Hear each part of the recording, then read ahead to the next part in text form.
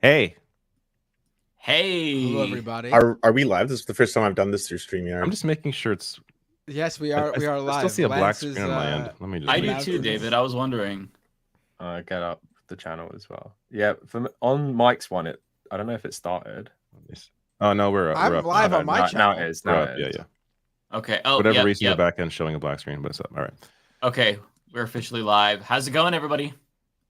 Hi, what a way friends. to kick off the show. Really, We should probably let everyone know we're why really well there's put together and everything. there's no proper intro video anymore because there's a copyright claim on the music. So we are working on a new version of the intro, and at some point we will have that up. So I know people love that intro, but there's no point giving our money to someone who doesn't even do anything. Right. Mafia wants their Yeah, the Mafia wants They their do. And I have no problem licensing the beat, but the problem is that there's like 3 different people claiming that they made that beat. And any other Godfather type beat has like multiple claims on it. So it's really difficult to stick with that theme. So we might have to switch it up a little bit, but we're working Maybe just on change it. the name of the podcast. Just completely. We could. Completely change everything. Start from scratch. We could. Yeah. The name sucks anyways, just to be honest. It is. It's a bad name. Yeah. I like the name personally. I just don't understand where the Mafia thing came from. Well, it was supposed to be the woke mob, which I thought was hilarious, and I was like, we should go with that because it's just I like, like you know, woke we're the mob. woke mob they warned you about. You know, I've always liked the name the woke mob. We could change. It kind We'll of rolls discuss. off the tongue a bit better, I guess. Yeah. By the way, Anyway, we have a everybody, guest here. I We have a probably guest. hated the name. I probably hated the name more than anybody at first, and it's growing on me. It does. I find it funny that people take it like seriously, like they don't realize Yeah. it's supposed to be like tongue in cheek. Like we're not. It's not serious. Like We don't view ourselves as gangsters. and then some people or take mafia. offensive, like to take I offense, mean, like I do oh, go you're being mean around to Italians, telling like, people get to kiss fuck the out of here. ring, but that's just me personally. It has Are nothing any to of do with the you show. Italian? Are any of you Italian? I Binder's- am half Italian. Yes. He gives us the pass. Binder's like half everything. So Yeah. any, I'm a little bit married- everything. any topic right. we touch Yeah. on where someone's angry, we just like, well, Binder's half of that, so he Right. don't get Yeah. angry at us. I'm married Right. an Italian, so it's impossible for me to be racist towards Fair. Italians. I have the Good for past you. to. Good for you. Yeah. That's yeah. good. Yeah. Well, Kavernacle, tell us about yourself and your channel. People don't already know about you. They should by now, but just in case. Yeah, so they might do because I've been on Mike's channel and Lance's once in 2019 talking about Twice. 2019 Twice. election. Twice. I think it's once. Okay, I don't remember. I will dispute this, but anyway. But yeah, just have similar politics, I guess, to the rest of you guys. I mean, I don't know if you have labels, but I would call myself like a Marxist YouTuber from the UK. Don't cover straight up politics as much. I try and package it in something, I guess, a bit more cultural and yeah, like just go check it out. There's loads of different topics. And I get accused of being a fake leftist a lot because it's not always straight up politics, but I just do it to keep it fresh. And I'm on I think it's my 4th year full time now. So that's what you got to do. And just, Nice. you know, make it nice for yourself. That's why I quit live streaming because I just couldn't deal with like the comments anymore. So yeah, so just go check that out. I think most people who, you know, watch my channel, watch everyone here. So I hope you guys are watching right now. I post it on the Discord server. And yeah, great to be here. I obviously like all your work. I haven't watched Matt's own channel, but I obviously see him all the time on the Majority Report. And obviously, I appreciate you guys even more now. I'm not going to start this beef, but because of TYT, which I don't watch anymore. So watching Mike and David especially. Opening with really T. helpful. Yeah, but I'm irrelevant in terms of that because you guys all like know them. I don't, but like I watched them for like my whole life, and then suddenly I have to like stop. So that's why Mike and David come in nicely there to fill that void, I guess. Unfortunately, really I like can't I cover gotta any say, I topics, really but- feel like the Mafia name fits us because that monologue you gave sounded exactly like someone Yeah, I who know, was afraid right? of their life True. and had only nice True. things to say about us. He'll do a Yeah, video, okay. an expose later on each one of us. Exactly. Destroying all Yeah, of us. yeah. Yeah, I like so Kavernacle did a video on divorced dads of Twitter like a couple of weeks ago that I listened to. It was Yeah, I so had to- good because I never thought about like the archetype of a divorced dad, but it's totally a thing, and they all act the same fucking way. It's insane to me. I didn't even know Yeah. there's like a guy that he's a breakdancer or something that was getting into a dispute with his daughter at TikTok. Oh yeah. And Elon Musk was like promoting him. It's a weird one as well. I think I didn't go in hard enough about why people at that age go conservative, because I just made a video on The Rock and him talking about wokeness, and I was like, there's something about 50-year-old men who go a certain way, and there must be like a psychological reason. And sadly I had to go crawling back to Twitter for that one, because I had that listed like for months. I've always wanted to make it. But yeah, it is a weird thing on Twitter, especially where the biggest losers get like an absolutely massive platform, and the CEO coming into their comments telling them they're awesome just for being deadbeat dads. It's so fucking strange. Yeah, do any of you get worried that like after seeing all of these divorced dads and 50-year-olds having midlife crises and becoming conservative, that's going to happen to us? I don't think it will happen to us, but like, do you ever like doubt yourself, especially after seeing how many people in this space turn into right-wing grifters? Do you ever doubt yourself? Because every once in a while I'm like, oh my God, could I succumb to propaganda or brainwashing? I mean, of course, I guess I could, but like, I don't think I will. Do you all have the same thought, or am I crazy? I'm not worried about my politics, but I'm worried about like being depressed. is that like the same as like I'm more worried about like a proper midlife crisis, or like just actually like feeling old. And it's actually already beginning to happen. Like when I when I hurt my back, I'm like, oh my God, I never hurt my back in my 20s, and I can't, like, I had to stop like working out on a regular basis because every time I'd lift weights I would hurt my back. Like that is the reason I stopped working out. So now it's like cardio for me. So it's just like stuff like that. I start to feel old and like, oh my God, like this is my life now. Like it's just gonna get worse and worse and worse and worse. And I forget things. Like I forgot my PIN code for my card. Like shit like that, where it's like, what's wrong? Like, do I have Alzheimer's? Am I okay? Have you had to Google your age yet? Yeah, I've had to work back from the year. I forgot my age multiple. Like I think the first time I forgot my age, I was like 33. I forgot how, I thought I was like 32 or 34. So then all of last year, I thought I was a year older than I actually was.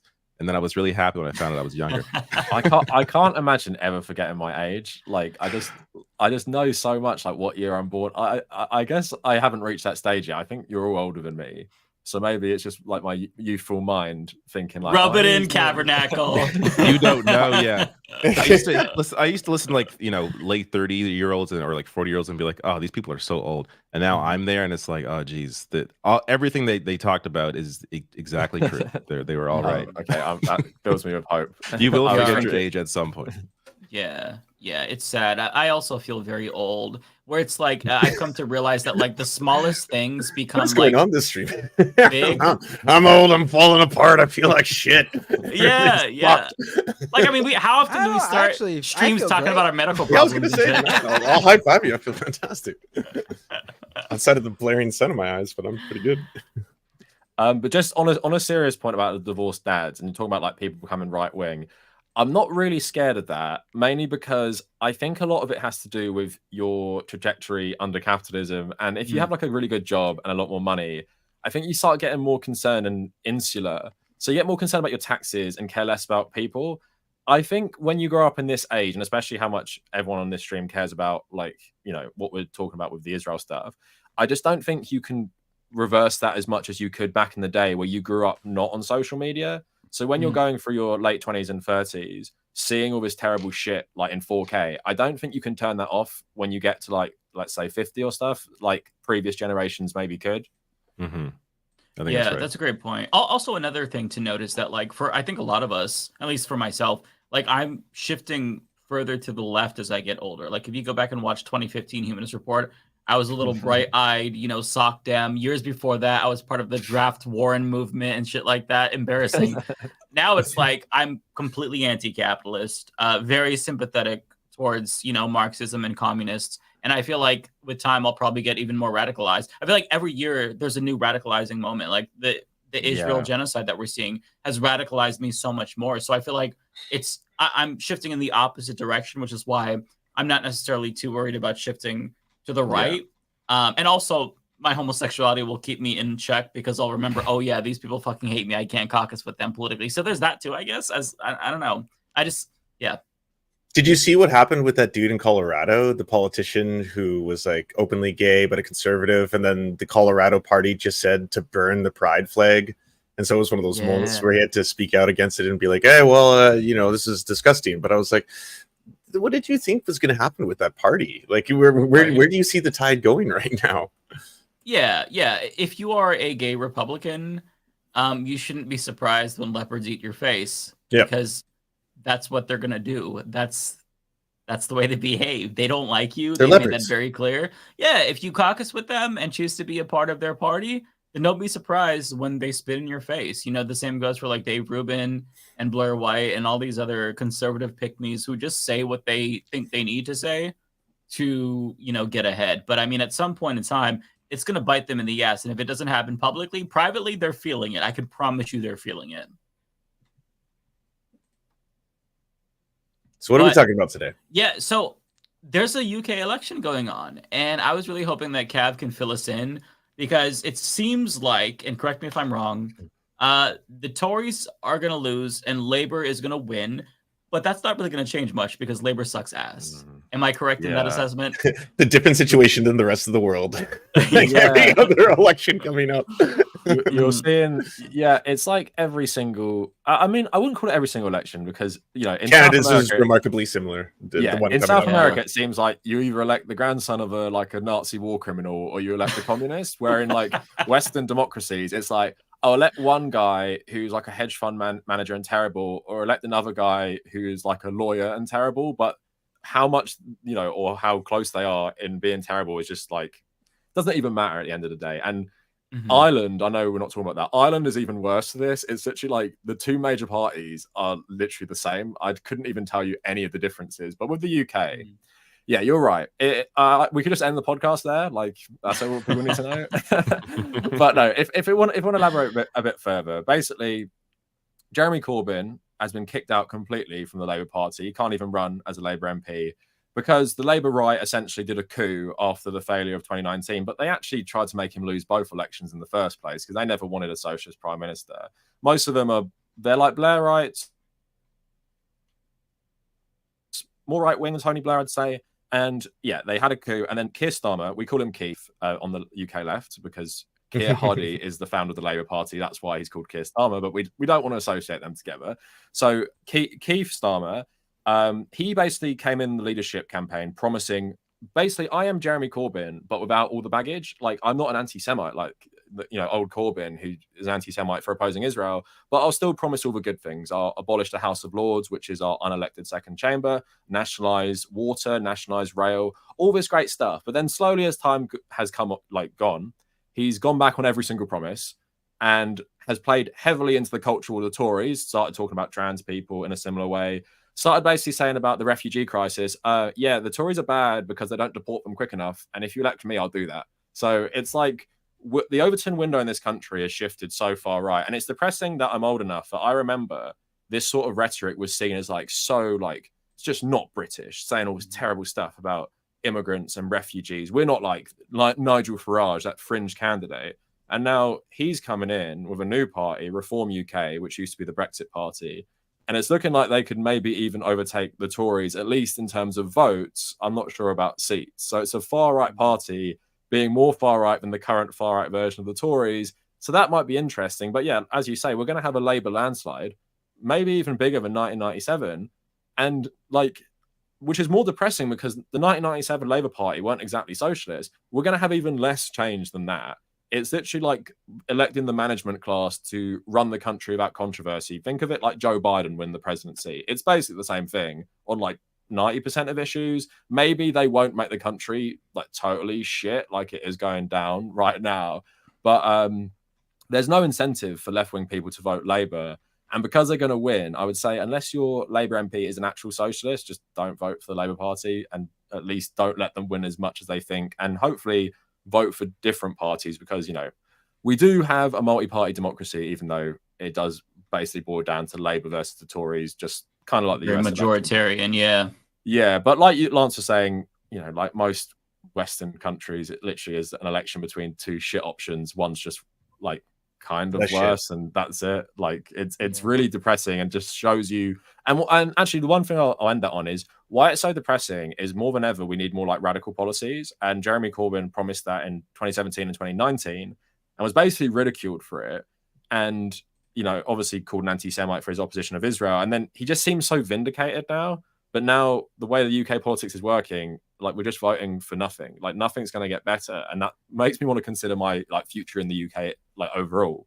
So I need to get my Irish passport sorted so I can like fuck off to Spain or something, live in the socialist utopia of Spain, rather than like spend the rest of my years like just miserable in the UK about how our politics. And I can go into it later if you want. There's something about the UK politics. We're just ruled by the people who've ruled us for 1,000 years. And I don't think that's just ever going to change. Like, we're so stuck in our ways. I'm curious, Cav, because my perception of the UK has always been that, like, when it comes to social issues, it's not that controversial. Like, gay rights and abortion has never reached the levels as they have in the United States of controversy. But when it comes to trans issues, it's a totally different story. Why do you think that is? And is it like basically J.K. Rowling's influence? Is that an oversimplification? Like, is it just like she's driving a lot of the cultural stuff right now? So I've seen Owen Jones talk about this. I think the perception of Turf Island is actually a bit wrong, because if you break it down by in terms of British acceptance of trans people, it's actually quite high. I think it's the majority actually accept, I think, at least self-ID. It's the other things like with sports and bathrooms, and it like fluctuates a bit. And if you look at the history of the UK and trans people, you might have seen these going viral on Twitter. There's certain like newspaper articles, even TV shows, like soap operas. We've had trans characters because back in the day, before it became like a moral panic, it was more accepted as just like maybe like a one-off in that community. Like we don't really care, and that's the British way. Most people don't care about other people's business, right? We're not like people who would really police everyone. I think it's very British to not get involved with stuff like, and I think with the trans stuff specifically, like you touched on a good point. Like, why not gay people? Why is it just trans people? Because the UK is a very secular country. If you start banging on about Christianity in politics, most people think you're a weirdo. Like I was raised Catholic and in a Catholic school, and that's like a religious minority in England specifically. And it's like, even if I came out and started saying shit, like people think I'm weird. But with trans people, I think it's just like I wouldn't say J.K. Rowling, because I think most people don't care about J.K. Rowling. And I know that seems like a bit of a shock because of Twitter. In this discussion, you don't hear much talk about J.K. Rowling. It's mainly like a Tory culture war. And just like the US, it's just stealing from the 1980s and 90s culture war about, gay rights and stuff.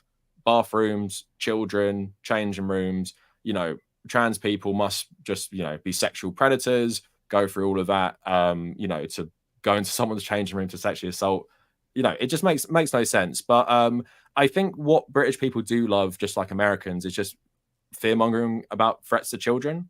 So if you frame it in a way like, medical malpractice on children, because that's the recent thing in the UK about, puberty blockers and stuff, that's the recent law changes. I think that's where people just reactively go, oh, that's bad because I don't understand it. Because unlike America, there's not too many visible trans people in like mainstream culture in British society. And I actually spoke about this with a trans British YouTuber called Matriarchetype, because she also said, when I was growing up, I didn't even really know it was a thing, like being transgender, because we just had no people in the public eye. So I think for British people, even more than Americans, we just don't understand it. Not talking about myself, of course, but then when we have this moral panic, people just instinctively go to, oh, it must be a bad thing. So I think the perception of Turf Island in terms of all of us being rabidly hateful of trans people, I think that's a bit wrong. But I do think British people can be easily swayed on very specific issues. So puberty blockers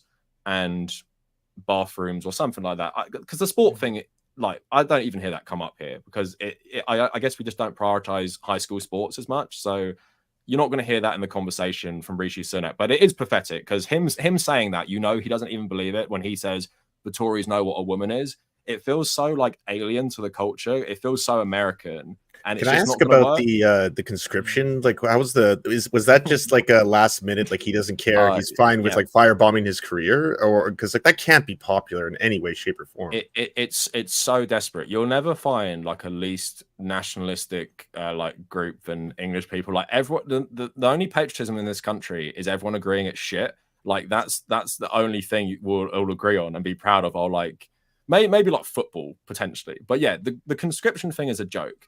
Because on one hand, the army don't want a bunch of random British people signing up, because why would you want loads of people who really don't want to be in it be in your military? Like, we don't have that national service. If you're in the army, no one's thanking you.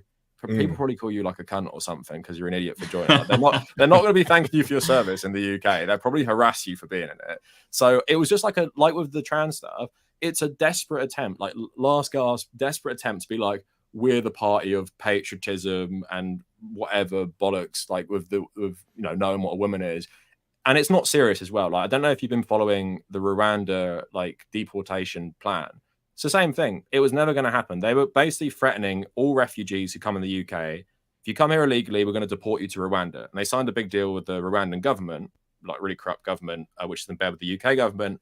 And there has never been a flight going to Rwanda because it's just a publicity stunt for the election. Same with national service, and it just causes a big debate. And it's just to appeal, like, who would that appeal to in America or Canada? Yeah, like baby boomers probably, who think the young people are so ungrateful and don't know what a real job is or real service is. So yeah, it's just because they know they're going to lose, as Mike said, they know they're going to lose. So I think it's just like damage limitation and maybe getting Tory heartlands to like shore up your seats and older white people maybe. But yeah, it's a joke. I couldn't imagine that ever being implemented, because I think like less than 1% of people eligible to be in national service would even sign up. It'd just be totally embarrassing. Like, we'd make the country look so stupid. So I can't see anyone ever implementing that again, because we don't have any love for the country. And why would you have love for a country that just fucks you over all the time? Like, again, that's what most British people agree on, especially my age. We just hate the government. So we're not going to go die in a foreign war for this government that, makes our lives worse, basically. What's driving the unpopularity of the Tories? Like, why is it so clear that they're going to lose even before they announced, a lot of these unpopular things? Like, why do people hate them so much? So it's crazy because obviously Boris Johnson got such a massive election victory.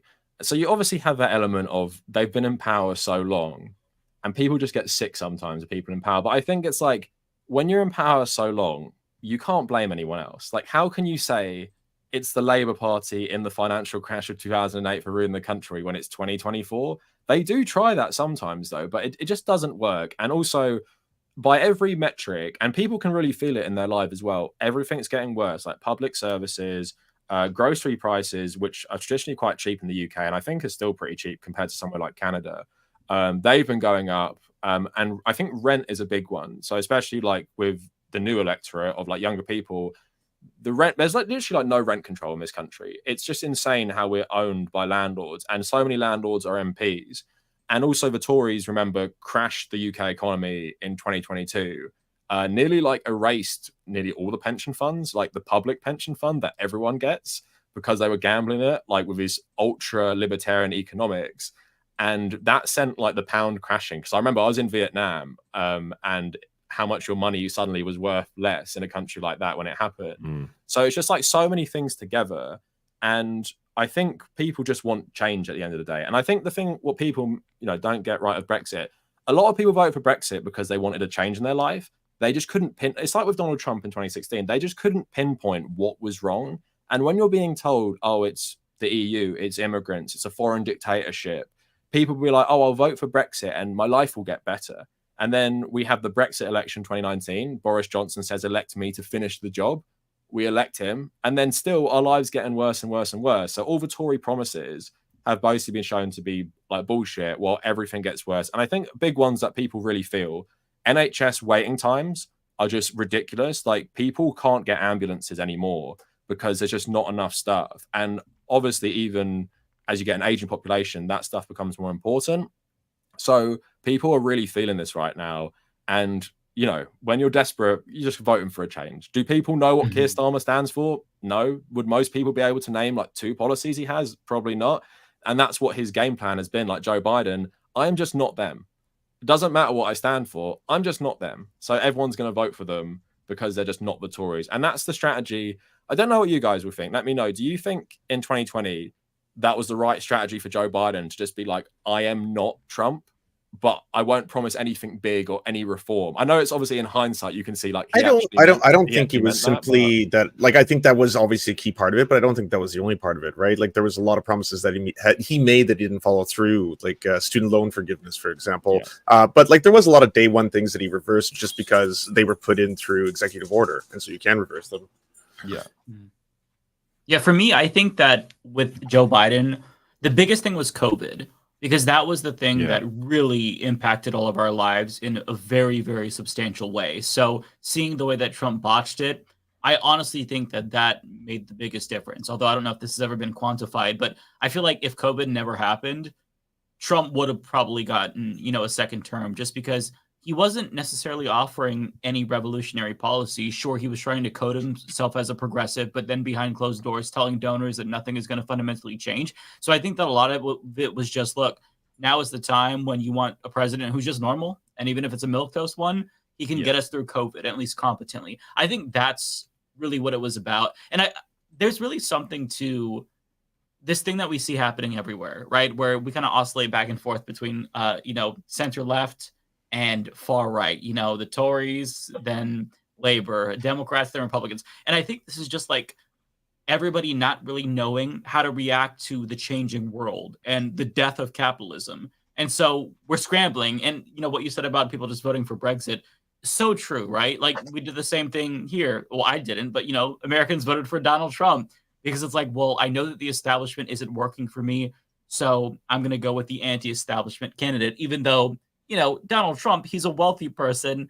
When he got in, did the bidding of the establishment. Not necessarily surprising, but people just don't know how to respond to it. And it's frustrating because the way that you defeat fascism is by having a leftist impose popular policies. I mean, the way that, basically we always kind of view it as like FDR saved capitalism from itself, but it's kind of true in a sense because, after, the Great Depression and, during World War II, he came through with a lot of policies and he was really popular. And I think that we're kind of just too corrupt. Like Democrats are too far gone. They're too neoliberal to try that. Same with the Labor Party. And as a result, we're kind of just all losing our shit and go back and forth between two shitty parties. One thing that does stand out to me, though, just as an American, with regard to British politics, is I'm starting to notice, and maybe it's just because I'm paying a little bit more attention now because there's an election, I'm starting to notice more, I guess, like an Americanization of British politics in the sense that you get so much more loons now. Like Suella Braverman. I mean, she's kind of a Marjorie Taylor Greene type fascist in the UK. And I know she's no longer part of the, the Tories, but what is the general response to those kinds of like politicians in the UK? Because I just feel like I never would have expected that from the UK. And maybe it's because I have this stereotype of like, British people just being proper and respectful. And so to see somebody like Suella Braverman, even though she's not saying it like Marjorie Greene, but she's saying incredibly xenophobic and racist shit. I just feel like it's shocking to me. And I'm sure that there was always a demand for that in the UK, of course, because it's not like xenophobia is new. But what has the general consensus been, just like in your social circles and whatnot, to that kind of politics? Yeah. So the social circles I can't really expand on because all my friends I've known since we were kids. So we all like Catholic, Irish or Polish or maybe some other like ethnic minority, and then you get raised and then you all just become atheists who are like leftists for some reason. I don't know why Catholic school does that. But in terms of just general society, I think the Americanization and the xenophobia, I actually don't think they go hand in hand. The Braverman one is interesting. So if people don't know, we had two South Asian Home Secretaries. The first one was called Priti Patel, and she was pretty extreme. And then Suella Braverman succeeded her and was way more extreme. And basically, they seem to get a pass for being super racist against like a racialized stereotype of a Muslim because they are, in fact, like ethnic minorities as well. So some of the stuff they've said, if a white politician said it, they would be called racist, right? But for some reason, the Tories love to do this. We have a gay MP saying this. We have a trans MP saying this. We have ethnic minorities saying stuff bad about other minorities. You can't call them racist because they are minorities. So that's the weird thing they're doing, which I don't think is very American because you do get that in America, but it doesn't feel authentic when someone like, who was that football player who ran for Senate? Herschel Walker. Herschel Walker, yeah. Or even like Caitlyn Jenner. Insurrections about the people. Yeah, and it's just like in the UK, there is actually quite a lot of support in various ethnic communities for like the Tory government, and that's why you see a very diverse like front bench, and they'll throw it in the Labour's face because it's mainly white on the Labour side. They're like, look at us, the most diverse cabinet in Britain, run by an Indian guy. Like we're so progressive and so British. Like, you know, British. So identity politics. It literally is weaponization. That's why I made a video about woke fascism recently, in terms of like the weaponization of identity politics to do fascism is like a thing that is very British as well. And it's just like the Americanization, I think, is more for like the trans rights stuff. Because like you're saying, xenophobia, racism, that's as British as like, you know, the establishment of the country have always been a bunch of racists. So like it's hard, but I get what you're saying. I think the insanity of British politics has gotten worse, and I think that's a knock-on effect from Donald Trump. And obviously Nigel Farage said he wasn't going to run so he could go campaign for Trump, and now he is running. So you have that link there, and I predict he's actually going to be the next prime minister after Keith gets in, because I think he'll actually run for the leadership of the Tory party. That's horrifying. I think he will be, if reform don't keep surging, I think he will one day be the Tory leader. And I think that's the Americanization in terms of like the real blatant nationalism, which usually is, you know, something you associate more with American politics. I think that nationalism is something that I would say is an offshoot from America, because Britain is not a patriotic country traditionally, but you do now have these parties, and even the Labour Party, when Keith makes a speech, he has like 4 Union Jacks behind him. And I'm just like, because you think everyone is a fucking idiot in this country, that they only vote based on how many flags they see. Because that's the one thing, the Labour Party, they also really look down on working class people now. So they think, oh, I'm just going to throw a flag up there and you'll vote for me because I'm a patriot. But that's the way it's going. And that's the sad thing about UK politics, is the Overton window has definitely shifted, where you can understand it now more in an American way, which I would never say before. You could never say the Tories and the Labour Party in the past were like Republicans and Democrats, where now I could say you could easily make that comparison, because that essentially is what they are. Maybe not as far right, of course, but you're basically working with the same framework there. And like you were saying about the death of capitalism, Mike, I feel that really hard. It's like 2 parties playing ping pong while the world just like burns around them. And like, because that's the thing you can't ignore, isn't it? It's climate change. Like, it's all well and good just playing this game of politics, but when you have this like existential threat to humanity in the background, you can't just keep electing centrists and then far right people, because they're not going to do anything. And that's why, you know, I am, you know, hearing that stuff about Trump with the oil barons. I'm like, for fuck's sake, like we're just so screwed, aren't we? Like, it is really depressing being a leftist. So if you don't pay attention to politics and you're somehow watching this stream, maybe this should be your last exposure. Man, do you remember? So I think that we first talked in 2019, and it was after Labor had lost. And I was gutted, because before that, I was like, oh my God, we are possibly going to live in a world where Jeremy Corbyn is the prime minister and Bernie Sanders is the president. And that was like the first wake-up call, the first red flag. And now look at us 4 years later, where it's like, we're all going to fucking die. We're doomed. Yeah, I know. And it's so, like, Bernie's been disappointing because, in my opinion, he's been a bit of a pushover, especially with his last presidential run. But I think even like you were saying, you watched my video about why Bernie Sanders is like still a Zionist and stuff. Mm-hmm. And I think like a lot of older politicians are very traditional. Like, he does see Trump as like this existential threat, and he will do anything to stop that if that means supporting Joe Biden. And I think it's like an old school mentality. But yeah, like you're saying, it's depressing, because when Bernie lost in 2016, you felt like there was still some hope. But then when he conceded in 2020, I'm like who else is there? And with Corbyn, it's like they've what they've done as well. They've purged all the leftists from the Labour Party. I don't know if you've seen in this recently on Twitter. They've literally been kicking people out for like alleged anti-Semitism again. I can't even believe this is still working, by the way. Like, they're still calling people anti-Semites for criticizing Israel and kicking them out of the party, including like obviously a lot of anti-Zionist Jews as well, while allowing Tory MPs to switch to the Labour Party. So we live in a world now where there are multiple Tory MPs who've switched affiliation. So they're now sitting Labour MPs in Parliament, and they've kicked Jeremy Corbyn out of the party, and he can't run as a Labour MP. So these far-right Tories are now sitting as Labour MPs. Corbyn can't run as one. And that's like the state of UK politics right now. And I'm gaslit into thinking that Jeremy Corbyn is the racist one, not the racist Tories who switch parties suddenly because they jump ship knowing what's happening. So that's, yeah, like you're saying, yeah, like didn't Boris Johnson write a book where he like spreads an anti-Semitic conspiracy theory in that book about how Jewish people control the media, and that just like he got a pass? No one talked about that. Like half the people I talked to don't even know that. And like meanwhile, Jeremy Corbyn is a rabid anti-Semite. And I was but the other guy's doing the thing, the racism. Well, that's the thing with Canada, England, and America. It's like everyone who actually is an anti-Semite is actually not one because they support Israel. So we're talking about Suella Braverman. She's been banging on about cultural Marxism for years. And because we're so like illiterate in terms of like fascism in the UK, it's like we don't even realize she's literally just saying loads of anti-Semitic shit. And like you're saying, Boris Johnson wrote that book. No one has ever brought that up because he supports Israel. So they don't give a shit. Jeremy Corbyn says Jeremy Corbyn is pretty mild-mannered with his support of Palestine in terms of like the stuff you would hear from the five of us here about what we'd say.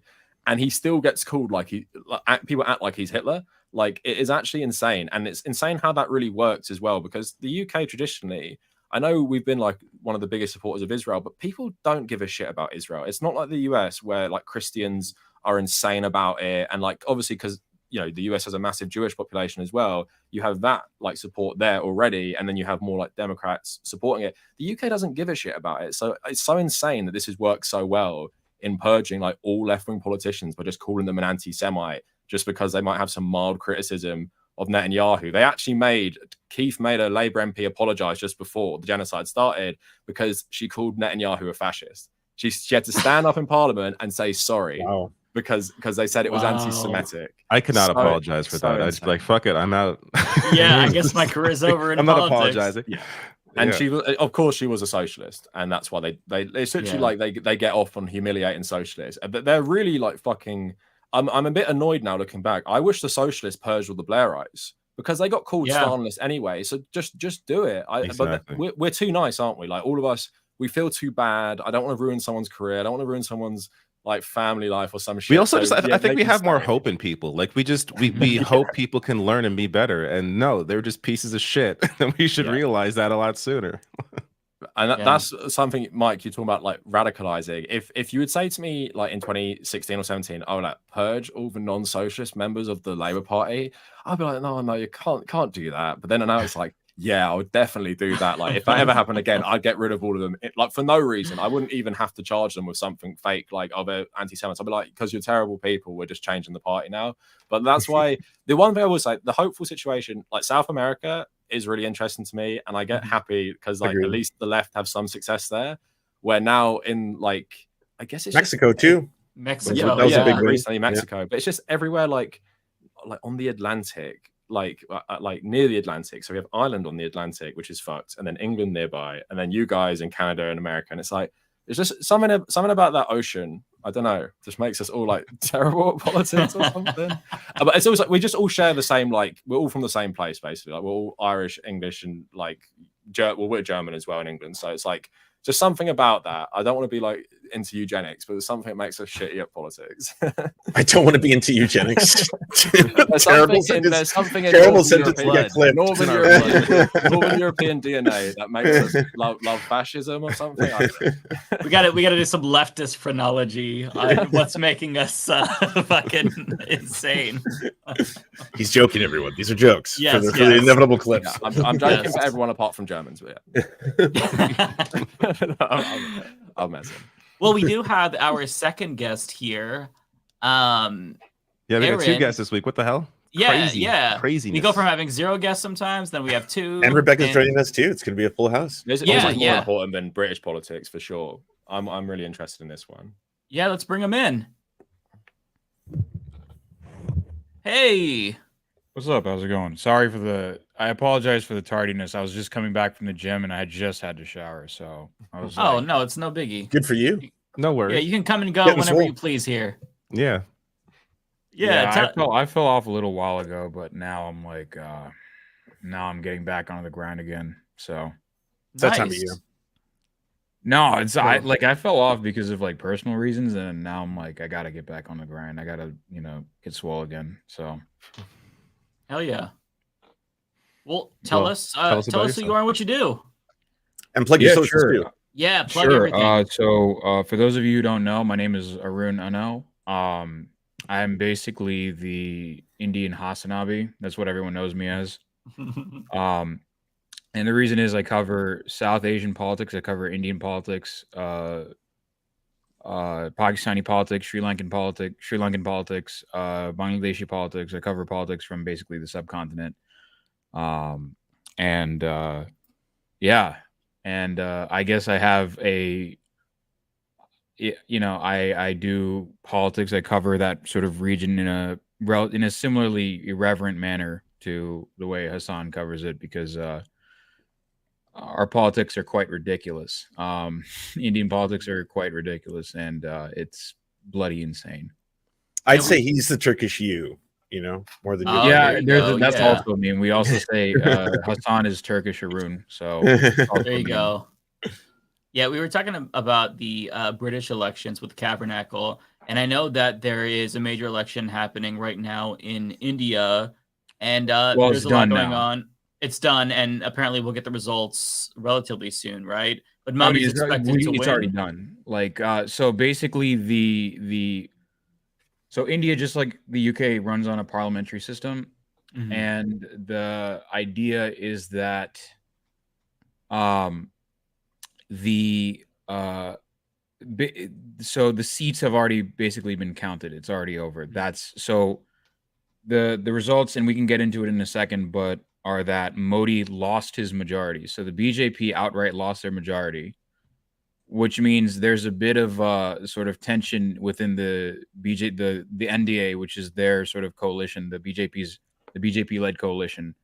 So there's a lot of questions and doubts as to what the other major parties in that coalition are demanding from the BJP. A lot of the demands, I'm just going to be honest, are absolutely ridiculous. It's just them trying to. Am I allowed to swear on here? Yep, of course. Okay, yeah, it's them trying to encourage it. It's basically those parties trying to, whip their dick on the table. That's basically it. Yeah. So the demands that they're making are, they're quite ridiculous, and there's a lot of there's this. I guess you can sort of. We'll get into it in a second, but like most of the things that I've heard from the grapevines right now are like, this coalition is not going to last. BJP's coalition isn't going to last that long. So that'll trigger a new election, similar to like other parliamentary systems. So what I think might happen is they might end up switching to the India coalition if the other guys don't get their way. Because there's a lot of the India coalition is the opposition coalition. It used to be called the UPA, United Progressive Alliance, and in a stroke of what I would consider to be marketing genius, they actually called the alliance India. Because it's a great. I mean, I watched John Oliver's segment. That was awesome. Stream, it's in the name. I was tearing my hair out half the time. Half the time, John Oliver got a lot of it right. I'll give him credit for that. But a lot of the stuff where it was like, oh, Modi's gonna win, or like, Rahul Gandhi has the main opposition, or I guess the figurehead of the opposition he has no chance. When he was saying that stuff, I was just like, oh God, not again, not this again. Because the coverage of it all from, I guess, Al Jazeera, even Al Jazeera was glazing up Modi the entire time. They basically treated Modi's victory as like guaranteed. And I was like, you guys do not know what the hell you're talking about. So I was tearing my hair out the entire election when I was watching like the audience is like, my audience knows that I was like losing my mind every single time I watched like BBC. But there's a lot we can get into. If you have any more questions, go ahead and ask. If you want to know more about me, if you want to learn more about India, go ahead. Yeah, we'll bring in Rebecca here. Rebecca just joined. Hey, Rebecca, how's it going? Hi, guys. It's going good. Hey, hope you're doing well. Thank you. Hope you guys are doing well. Nice to meet you guys. Nice to meet you, Rebecca. Yeah, nice to meet you. It's weird. I was saying to you, it's weird just like talking to you guys for the first time. I just listen to this all the time. Oh, really? It's just strange. It's like I know you all so well, even though it's first meeting. It's parasocial. We're awful. We're all in parasocial relationships with each other. Yeah. So Aaron, can you kind of explain? Oh, it's Arun. Arun, sorry. Can you explain just to American and Canadian audiences, like Modi, if you watch, your introduction into Indian politics, if you watch like John Oliver, Modi is a very Trumpian figure. Can you give us a little bit of a primer on Modi and the general And I have a follow up to that because in the interest of I'm often calling Modi a fascist. Yeah. Do you also think as someone who's obviously striving towards Hindu nationalism and the ethnic cleansing of Muslims in the country and stuff like that, is he if he could possibly be ousted, would he do something else to try and retain power if he can't do it through diplomatic negotiations in Parliament? So I'll take Mike's question first. So first off, Mike's question is, if I remember correctly, so basically who Modi is, right? Mhm. So Modi is, I wouldn't necessarily call him a Trump-like figure. I feel like, in a sense, Trump is a lot more flamboyant in a sense. So this dude is, I guess, I don't like comparing. I don't like that comparison for some reason, but it just feels like it feels like a weird comparison to make because there are figures in India that you could more easily compare to Trump. And also like Indian politics is just like in general like a lot more. In American politics, there's a sort of respectability politics that's played. There's like a threshold where like American politics won't ever go under. Like you can't just you have to maintain some sort of like air of respectability, but in India that doesn't exist, or it exists in its most minimal form. So in a sense, like you'll have politicians, people in government going on stage giving speeches and just cursing out other politicians just straight up, like no one cares. Like I was just watching a guy from my home state of Tamil Nadu. And he was just cursing, left and right. He's like, fuck you. This dude's a motherfucker. Modi's his dad. I fucked his mom. All of it, right? Like, and this dude's a guy in government, by the way. He's like a minister. So he doesn't get, like, we have speeches like this all the time. It's very, like, it's a totally different vibe in India, right? But Modi, before he was prime minister of India, he actually was the chief minister. So, the chief minister position in India is basically the state level prime minister. So similar to how I guess in America we also have governors in India, but in India, the chief minister is the one that's elected, whereas governors are appointed basically by the central government. Basically, the idea is so Modi is he's a lot more. So in 2002, he was actually chief minister, and there were actually huge anti-Muslim riots in Gujarat, his home state. Roughly 2,000 people died, right? So I would say that Modi, I guess, is a far more dangerous figure than Trump is, in a sense. He's a significantly more ideologically minded fascist. The US as well. What? He was banned from coming from the US, I think. For the State Department actually, the US banned him because of the pogroms in Gujarat in 2002. They were forced to unban him immediately once he became prime minister. So once he became prime minister, they were forced to not do commerce with India, right? Huh? I was like, they can't not do commerce with India. They're not just going to be able to. Yeah, they can't just break ties with that. That's This is just a non-starter. So Modi is, in a sense, yes, he is he's effectively a Nazi. You can basically say. So in order to understand what all of this is, the Bharatiya Janata Party is just one wing of this overall organization called the Sangh Parivar. And the Sangh Parivar is basically a far right, far right is not doing it. They're basically an organization, the largest of which is the Rashtriya Swayamsevak Sangh, the RSS. And the RSS, one, they are ideologically directly inspired by the Nazis, by the SS, right? By the Nazis. And they take a lot of their uniforms and a lot of their organizational tactics from Mussolini's Italian fascists, right? So you can kind of think of the RSS as like the latest version of like those classical fascists in that sense. So the RSS has been around for quite a while. And the RSS, one of its members back in like the early 1900s was a guy called Nathuram Godse. And Nathuram Godse was the guy that assassinated Gandhi, Mahatma Gandhi, Mohandas Karamchand Gandhi, right? And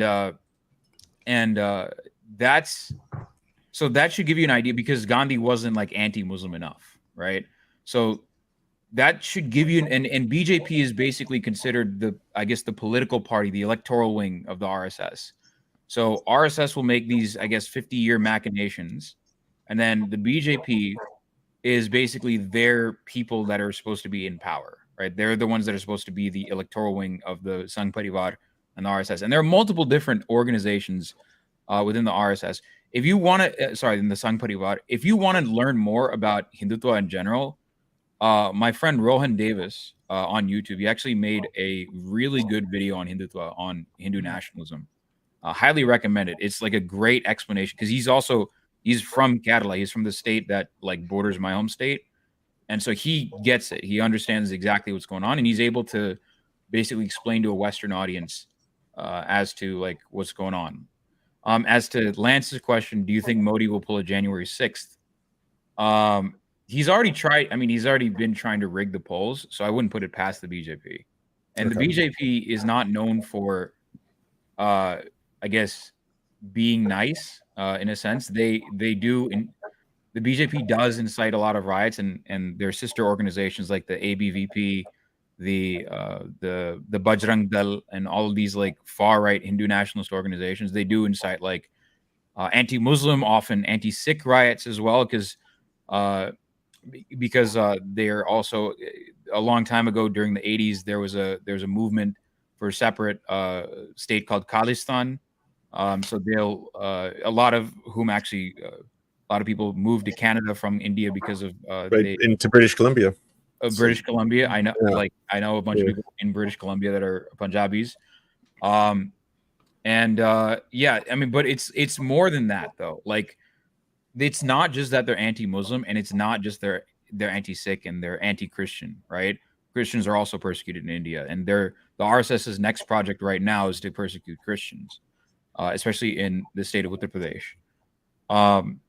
Their overall thing is they want to reinforce caste in India. So they want to reinforce Brahminical rule in India. They want to reinforce a system where the Brahmins ultimately have, the Brahmins are the priest class, the various different castes like Ayir, Iyengar, Nambudris, like all those different Brahmin castes, right? They're the ones that ultimately hold the political power in India. They want to institute a much more rigid system of that, where, for example, especially the Brahmins within the RSS and all these organizations, they want to get rid of affirmative action for the most oppressed caste in India, which is called reservation. So the BJP, I guess, what do you call it? The BJP, what do you call this? The hole, the rabbit hole, that goes even further than you think it does. It goes significantly further. There's every form of bigotry you can think of, whether it be on the basis of language, because they're also, another project of the RSS and BJP is this thing called Hindi imposition, which is the enforcement of one particular language upon the rest of India. So India has hundreds of languages spoken in its borders, right? And it has, there's a part of the constitution called the 8th schedule, which basically lists like 22, 23 languages as having some sort of national status. And the official languages of India are Hindi and English. They want to make it so that Hindi is the only official language. And some even within the BJP and the RSS would much rather have Sanskrit be the official language, and Sanskrit itself is a Brahminical language, right? It is the language of the Brahmins. So they ultimately want to enforce not just a religious system, but they also think that minorities within India are different races. And it's actually kind of a race science thing that's going on here as well. But I've said a lot. It's a lot to take in. But if you have any more questions, just hit me up. Arun, I'm curious about. Oh, I'm sorry. Go ahead, David. I just have one. Is there anything to be hopeful about? Like, well, the fact that he didn't win a majority, that's huge. So fucking The depressing. BJP. Okay, I'll say this: the BJP, they just took an L, so they just took a massive L. That's good. But a lot of the problems that I'm saying are not going to be fixed by, like, caste is not a thing that's going to be fixed. Like, they technically made untouchability illegal like several decades ago, right? When India was made independent. And untouchability is like it's like what defines caste in a sense, right? It's basically there's certain people like the way untouchability works and what like Dalit people are is that they're specifically defined as untouchable in, you know, according to the Brahminical, I guess, religious system, right? And there's also a connection between the Brahmins and the British as well, which leads into the whole concept of Aryanism, which I don't want to get into yet. But basically, the idea is the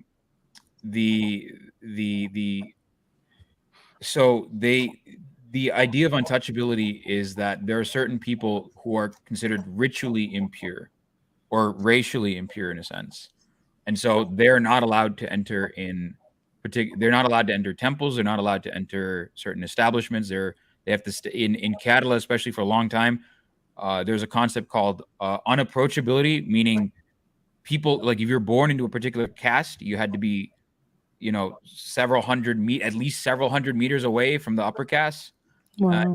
And there's a extreme in which there's something even called unseeability, which is the idea that you cannot, if you come from this particular caste, like that is considered unseeable, you are not allowed to enter out in the day. You must enter out only at night. What?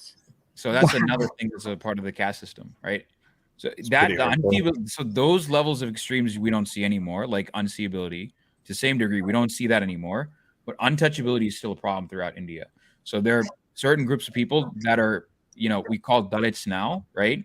They used to be called the Untouchables, but Untouchables is no longer a good name, is no longer an appropriate name. They're called Dalits because according to Dr. B.R. Ambedkar, Baba Saheb, Jai Bhim, Dalit is a term meaning broken. Basically, they were broken by the system. They were made to be in that position by by caste, basically, by the concept of caste. So where does all this tie back into Hindu nationalism, right? So right now, the very concept of Hindu unity, like, because the thing you have to understand about India is that there is no ethnic majority in India. There is no ethnic group in India that can claim a majority. So if you go to Sri Lanka, for example, just across the border, it's obvious that the Sinhalese there are the majority, right? If you go to Russia, for example, ethnic Russians are the majority there, obviously, right? But in India, there's no such concept, right? There is no absolute ethnic majority. There's no linguistic majority, right? There is no such thing, right? Hindi, which is considered the linguistic majority, is only natively spoken by about 20 to 40% of the population. So there is no majority in India. So part of the Hindu nationalist project is to artificially create a majority called Hindus, right? And this actually dates back to the British colonial times. But the idea is that they want to create this sort of artificial unified Hindu bloc against whom they deem outsiders or racially impure in a sense, which are Muslims and Christians. And they also, a lot of the early bigotry against Muslims in India actually very much echoes anti-Semitism. So it's basically not the sort of Jewish cabal kind of conspiracy theory, although that the Jewish cabal, except for Muslims, does exist. That conspiracy theory exists in Sri Lanka. So just next door, that's a whole another can of worms I don't want to open. But the original bigotry against Muslims was that they're only loyal to their own people. They can never be loyal to the sons of the soil, that sort of thing. So some of the earliest forms of like anti-Muslim bigotry in India actually echoes anti-Semitism. And obviously, no surprise, much of the early RSS guys were pro-Hitler. They loved Hitler. They were around for Hitler and they loved Hitler. Right? So again, a lot of info to take in, but hopefully you're able to take something away from that. Yeah, well, I just want to say, without changing topic, happy, Antifa won on D-Day, everybody. Antifa, Team Antifa. Antifa did it. Right. I just got Arun, a question because we're talking about like anti-Semitism and like obviously with Modi. If you could elaborate on this maybe. So obviously, what I find interesting about India is like with Israel, the person who assassinated someone like Gandhi, or I think it's who's the guy in the 1990s in Israel who did the peace deal and got assassinated. Oh, I know who Forgot- you're talking about. I know Yeah, who the you're talking years about. I don't remember afterwards. though. I don't Yeah, remember. yeah. his name. I was gonna say Begin, but Begin's the terrorist guy. It's the other one. Yitzhak Rabin. But anyway, so there's No, right. it's Yitzhak Rabin. Yeah, Rabin. So he was assassinated by someone who's basically egged on by Netanyahu, and then Netanyahu's now the prime minister. And like you were saying with the RSS and the BJP, the RSS killed Gandhi because he was on that hunger strike to like give aid to Pakistan or something like that. And in terms of the trajectory, it's quite similar in terms of now that's the ruling ideology. But in terms of the actual, when you were saying about the project, it was reminding me a lot of Israel. And I know India has now. You can elaborate on this, but like it seems it's gone from in the past being more pro-Palestinian to now majority pro-Israel. Is that just a result of Modi's like rhetoric around like creating this basically like ethno-state in India, and now their support for Israel more broadly, or is that to do more of like Kashmir and stuff, like claims to that, like, or is it like a mixture of all of it? So I think we have to separate the official stance of India versus what you're seeing online. Yeah. So the official stance of India with regards to Palestine has not changed since 1947, since they got independence. Their official, not 1940, their stance has not changed, and that is the recognition of a state of Palestine, two-state solution, pre-1967 borders. India's official position on Palestine is significantly better than the West position by far. Yeah. And that is a vestige of the fact that they were a colonial, they're a post-colonial state.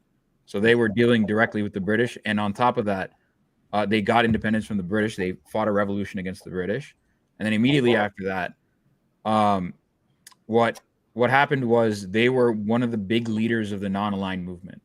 So they were considered sort of like, especially within the region of South Asia, India was kind of a beacon they were kind of like the leader in the non-aligned movement in a sense. Yeah. They were the country that was, you could kind of say, is a post-colonial state, and they were basically they were leading the way in like anti-colonialism in a sense. They were viewed as that way for quite a while. The hatred that you're seeing for Palestinians coming from Hindu nationalists, that just comes straight down to Islamophobia. Yeah. There's nothing more to it, honestly. I don't think there's much more to it. They'll also say like, Israel, Israel helped India with, Kashmir against Pakistan. That's another reason that they'll throw in. But if you actually look at like most of what they're up to, it's just mostly hatred for Muslims. That's about it. Okay. That's literally it. It's not much deeper than that. And I wanted to say one thing because it's very easy for people to just look at that. Like a lot of people are seeing what Indians like, what we call Sanghis, RSS supporters, and like far right Hindu nationalists in India say about Palestinians. But you got to remember, they've been saying this shit about. They've been saying that shit about minorities in their own country for like decades. The only reason you're seeing about it now is that they're talking about something that you know about, right? Yeah. So like I'll give you a great example. They've been dropping slurs. They continue to drop slurs left and right on Twitter, but you just don't know about it. They're dropping caste slurs left and right. I get called that stuff all the time for sticking up for. I don't come from a marginalized caste or oppressed caste at all. But like even when I support and I stand up for and I speak out against caste and I advocate for the annihilation of caste and whatnot, I get hit with those slurs. So they drop those slurs left and right. I've been called the N-word online as well, because so there's also a weird dynamic in that there's also a tension between North and South India. It's a sublimated tension, in that and Indians in the audience will, like, I guarantee you, like, Indians will be like, oh, this guy doesn't know what the hell he's talking about. This guy doesn't know what the fuck he's talking about. Oh, he's an NRI, he's an American. Like, I trust, spare me. I've lightly pushed back on North Indian racism towards South Indians, and I've been literally, someone hit me with a racist Pokemon meme with the N-word. Please spare me. But they've also, so there's a lot of anti-blackness as well in India, and it also leads back to partially caste, because the most marginalized caste, again, caste is sort of a race-like system. It's kind of like the American race system in that there's a permanence to it. You are born into a particular, a lot of people read caste as like it's a class system, and even though it ultimately did come from a caste system, which is why you can't tell what caste someone is from just by looking at them.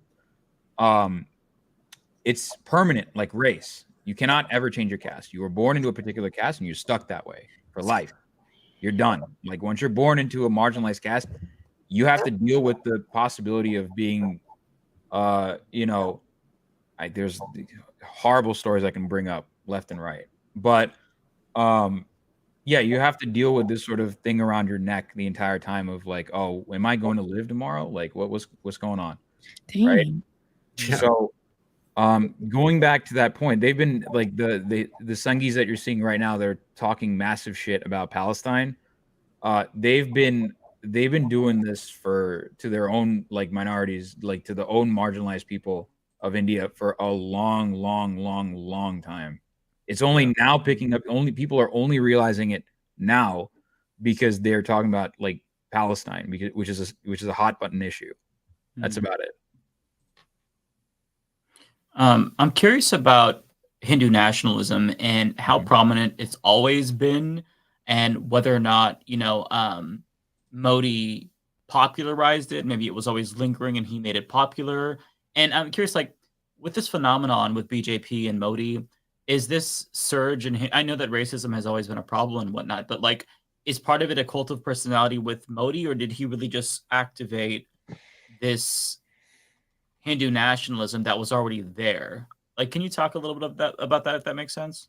So, Hindu nationalism in India kind of grew, especially under the Manmohan Singh administration, exponentially due to the neoliberal economic reforms and austerity measures that Manmohan Singh instituted. Manmohan Singh was, even though he came from the Congress, he was basically part of the Congress party.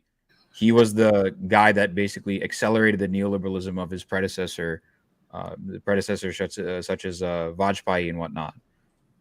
So he was really the guy that also accelerated neoliberalism, especially since the 90s. Hindu nationalism has always been there. It's always existed for about 100 years, at least 100 years or so. It's been around for a very long time. It's nothing new. It was actually, the RSS was actually banned at some point under Patel, basically. Vallabhbhai Patel. He banned RSS at some point. I think in some sense, Hindu nationalism's popularity is a bit overestimated, especially with this election. I think everyone was expecting that once the BJP built the Rama temple on the remains of the Babri Masjid, on the Babri Mosque, the Babur Mosque, they assumed that BJP would win with a landslide. In fact, the BJP themselves were going around saying, "Oh, we're going to win, 400 seats, 400 seats, 400 seats." There are 543 seats in parliament, basically. So they were going around saying, like, I think Lok Sabha specifically, but they're like, they were running around saying, "Oh, we're going to win 400 seats. We're going to win 400 seats. We're going to win 400 seats." Like, it's an obscene majority, right? But it didn't happen. And why was that? If you look at what happened in especially the largest state, Uttar Pradesh is a population of about 200 million people. 75%, like 3/4 of the population of the US. That's just one state in India, right?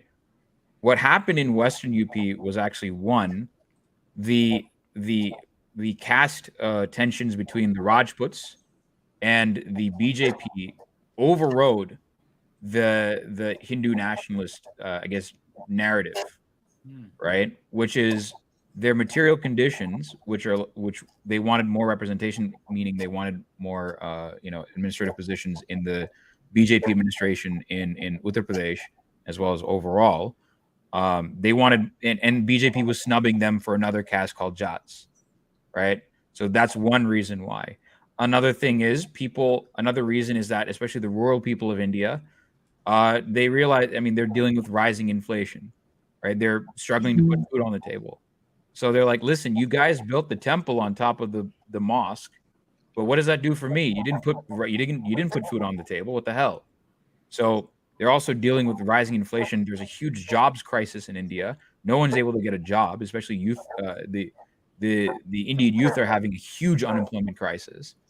So those sort of like people kind of realize like, oh shit, these guys are screwing us over. Wealth inequality in India is as high, if not higher now than it was when the British ruled India. That's how bad wealth inequality is. Like 80% of India's wealth is run by a handful of corporations, Adani and Ambani, right? So the economic situation of India has spiraled just down, continued to spiral downward, and people realize that. So I think in a sense, the Hindu nationalism isn't as popular as people think it is, and I think people are. There's a statistic that people love to pull out with regards to Modi, which is like, oh, Modi's like 71% popular, and I question the methodology of that a little bit, because India is an obscenely diverse country, and it's saying it's diverse is not a good way of putting it. It's a patchwork post-colonial state. There's no shot Modi is popular among 71% of the population. If you are basically asking 1 billion people their opinion on Modi. Like the home state that I come from, the state that I come from despises Modi on the whole. We all hate him. The state next door hates him. The state to the northwest, Karnataka, just kicked the BJP out in their own state elections, right? So they're not all like, it's not like, I think Hindu nationalism is quite a bit. I think a lot of people overestimate the popularity of Hindu nationalism in the West, but it is still a problem, right? It's not but I would still say yes, it's still a huge problem in India. It is a massive problem, but I think like people whip out that 71% statistic and are like, well, I guess like Modi's super popular, and it's like that's not really true. You're not understanding the ground level situation. But yeah. What was the other question you had, Mike? No, I was wondering about like whether or not there was this sort of cult of personality around Modi. Yeah, and I guess I asked that because I, as an American, I'm not sure what's happening, and I hear the 70% approval statistic myself, and I think, well, there's got to be like, the best comparison for me, which is a bad comparison, as you said, is Trump, where there's this like, it's not really driven by policy or ideology, it's just the guy. And, I'm curious how much that's the case. Did you watch that John Oliver special, Mike? I'm just curious because like they showed some. I did watch it. Those video clips they showed, it kind of seemed the opposite of Trump, where like Trump's like, there's a camera, I'm going to say the worst shit you've ever heard in your life. And then with Modi, it was like, these are the softballiest of softball setup interviews like I've ever seen. But I don't know if that speaks to. How do you eat a mango? Like it's just I know. So I can speak to both of those things. So the first thing is like what Lance just alluded to is why I don't like the comparison between Modi and Trump, because Modi, for the longest time, especially when he was in power, he actually wasn't the guy that said the most insane shit. He did say insane shit, and he's an awful dude, right? Just to be clear. But there are people within his party that are far worse than he is, right? A great example is the chief minister of Uttar Pradesh, Yogi Adityanath, who openly said, if they take one of our Hindu girls, they meaning Muslims, if they take one of our Hindu girls, we'll take 100 of Muslim girls, right? And another thing that that guy said is he basically chanted at a rally, and he basically said, if they even touch one of our Hindus, if they even kill one of our Hindus, there will be 100 Muslims that we. And then he told the crowd to say kill, basically. So even worse. But the irony of that is Yogi's not a lot of people dislike Yogi a lot more than they like Modi, because Modi actually has cultivated this Vishwaguru image of being very charismatic. He's a world statesman. So that is where the similarity with Trump actually does ring really well. It works really well. And it's similar to how you have some hogs in the United States that say like, oh, I want Trump to marry me, or I want to have sex with Trump, or some shit like that. Right? They're like, oh, Trump is so hot or whatever. Well, it's got unvaccinated sperm, right? Yeah, it's the actually, no, it would be vaccinated. He doesn't have pure sperm. Sorry, I withdraw that comment. Yeah, I saw like you see the same shit for Modi. Yes, there is a huge cult of personality for Modi. Like Modi's this wise, like wonderful dude. There's a guy. There's a woman online. I don't know. I don't remember if it's real, but like I wouldn't be surprised if it was real. Basically, she was advocating for Modi to impregnate a bunch of like donate semen to like Indian women to impregnate Indian women, as you do, shit, so that the superior sperm, so that his superior sperm can like can the master sperm, we can make super babies. The Uber sperm. It was and there's another dude that was basically saying like Modi is like the perfect boyfriend or something. Like you do see a cult of personality. Absolutely, you do. There is no question about it. That's interesting. I gotta say that's like really funny to me because like, listen, like Trump is obviously a horrible person, but like, I get it. He's a character. He's a character. He's got a whole aura about him. Modi just looks like a guy. Like he's just a guy. Like, Modi. I mean, the thing with Modi is he speaks in Hindi most of the time, so that's why like you probably don't like. There are memes of him saying like, I mean, I do impressions of him from time to time where he was in Punjab and he was saying like everything's fine or whatever, and like that was turned into a meme. Yeah, so like Modi does have like he's not the most crazy person in the party. There's far worse people in India than Modi. I will say that, significantly worse people than Modi, but. Modi is in a weird sense in the position that he is because he is able to basically cultivate, because he originally also won the support of like the finance bros and like the upper classes of India, like not caste, but like, well, both caste and class, upper caste and upper class people of India that were just, they were more he originally won as like a pro business candidate, which we all know what that means, right? So, you know, tax cuts for the rich and whatnot, right? So he won on that. Like he also he originally won the support of like the, you know, dumb finance bros and shit. I know a bunch of finance bros that voted for him originally because they're like, he's a good business guy or whatever. So, yeah. That works everywhere. Why? Yeah, I was gonna say that. I mean, sounds familiar. I will say this.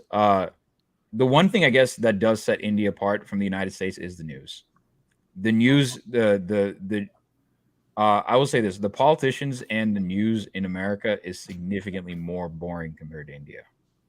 That's just a fact. I'm sorry to say this. Like, they're one of the most famous clips that I talk about or that I show people. I showed Hassan this the other day or a couple days ago. There's a guy from this outfit called the Karni Sena, and it's a bit complicated to explain what Karni Sena is, but they're basically like a caste outfit, which is like they're a group dedicated to advocating the supremacy of one particular caste. In this case, it was the Rajputs, right, in Rajasthan. And they were interviewed by this Hindi news channel, and one of them brought a sword, and he was just chilling with he brought a sword onto set, and he just whipped out the sword. He was just holding it on set. If you want, I can send you the video. Well, I was like, yeah, we can watch it on stream. I would actually love to see that. Okay, yeah, I mean, it sounds like you guys got your own Proud Boys. Honestly, that's what it's right. I got you on. Where do you want me to send it? You can just put it in the private chat, probably. Yeah, put it in the StreamYard private chat. Oh, let me get Karni Sena. Yeah, this is just an example of how crazy like news can get. Where is it? Karni Sena sword. Yeah, here you go. You said American news is more boring than the news there. Yeah, it is. That's an absolute fact. Like, I'm sorry to say this. Don't be sorry. I mean, That's saying something. Though. I mean, personally, I want boring news. Please don't give me entertaining news. Okay, that's the clip. So if you this is one of my favorite clips to show everyone. It's fantastic. For the record, I do not speak Hindi because I'm from the state of Tamil Nadu. So like we have like known to like resist the imposition of Hindi. So most of us in Tamil Nadu do not actually speak Hindi whatsoever. So we don't understand anything. I mean, we can kind of make out what's going on here. Yeah. So yeah. Just play that. इतिहास के पन्नों में दर्ज है इतिहास के पन्नों में रानियों के साथ मैं he unsheets it. Nice. In the newsroom? Yeah, he's in the room. Yeah, I think that it was an undercovered aspect from you. that like I thought there was like a man on the street interview. I didn't realize they were in the studio. Inside the studio. No. Taking it out into the studio. What? Oh man, he studied the blade. You can tell. And was this like an intimidation tactic or? Okay, I'll explain what the context of this is. So basically, there's a movie called Padmavati. Well, it used to be called Padmavati, but there's a huge like controversy over it because these guys got pissed. The guys in the turbans you're seeing right now, they got very, and then the guy in the host is like, why are you guys like having a sword? Is that really? He's literally asking them like, oh, is this really necessary? Do you really need to have a sword in the studio? Like, what is the use of this? He's just calmly asking like, what is the point of having a sword, right? We want to know. And what's the answer? What's the? I don't. So the reason they're in the sword, they brought the sword in is like, they're threatening to basically like behead an actress and a director. Oh my god. And the reason that they're threatening to be is a very famous actress, like a Deepika Padukone. And she acted in the movie called Padmavat. And Padmavat is a movie about basically these guys, the Rajputs, and how they're fighting the Delhi Sultanate, which is Muslims, right? Turkish Muslim, Central Asian Muslims or whatever, right? And there's a dream sequence wherein the Muslim king or the Muslim ruler falls in love with the Rajput Hindu princess. And so these guys are bent out of shape about that. And so they're like, they have dishonored the Rajputs. They have dishonored our caste. They have dishonored the pride of the Rajputs. And we're going to, and they're burning effigies of Deepika Padukone and Sanjay Leela Bansali. So they're basically threatening to behead the director and the actor. Wait, did the Chiron just say, like, are they allowed to threaten them? Call in now to tell us or something? Yeah, I was about to say, you said this is crazier than a news over here, but listen, that's a lot like C-SPAN. That is crazy. Like this, your calls live.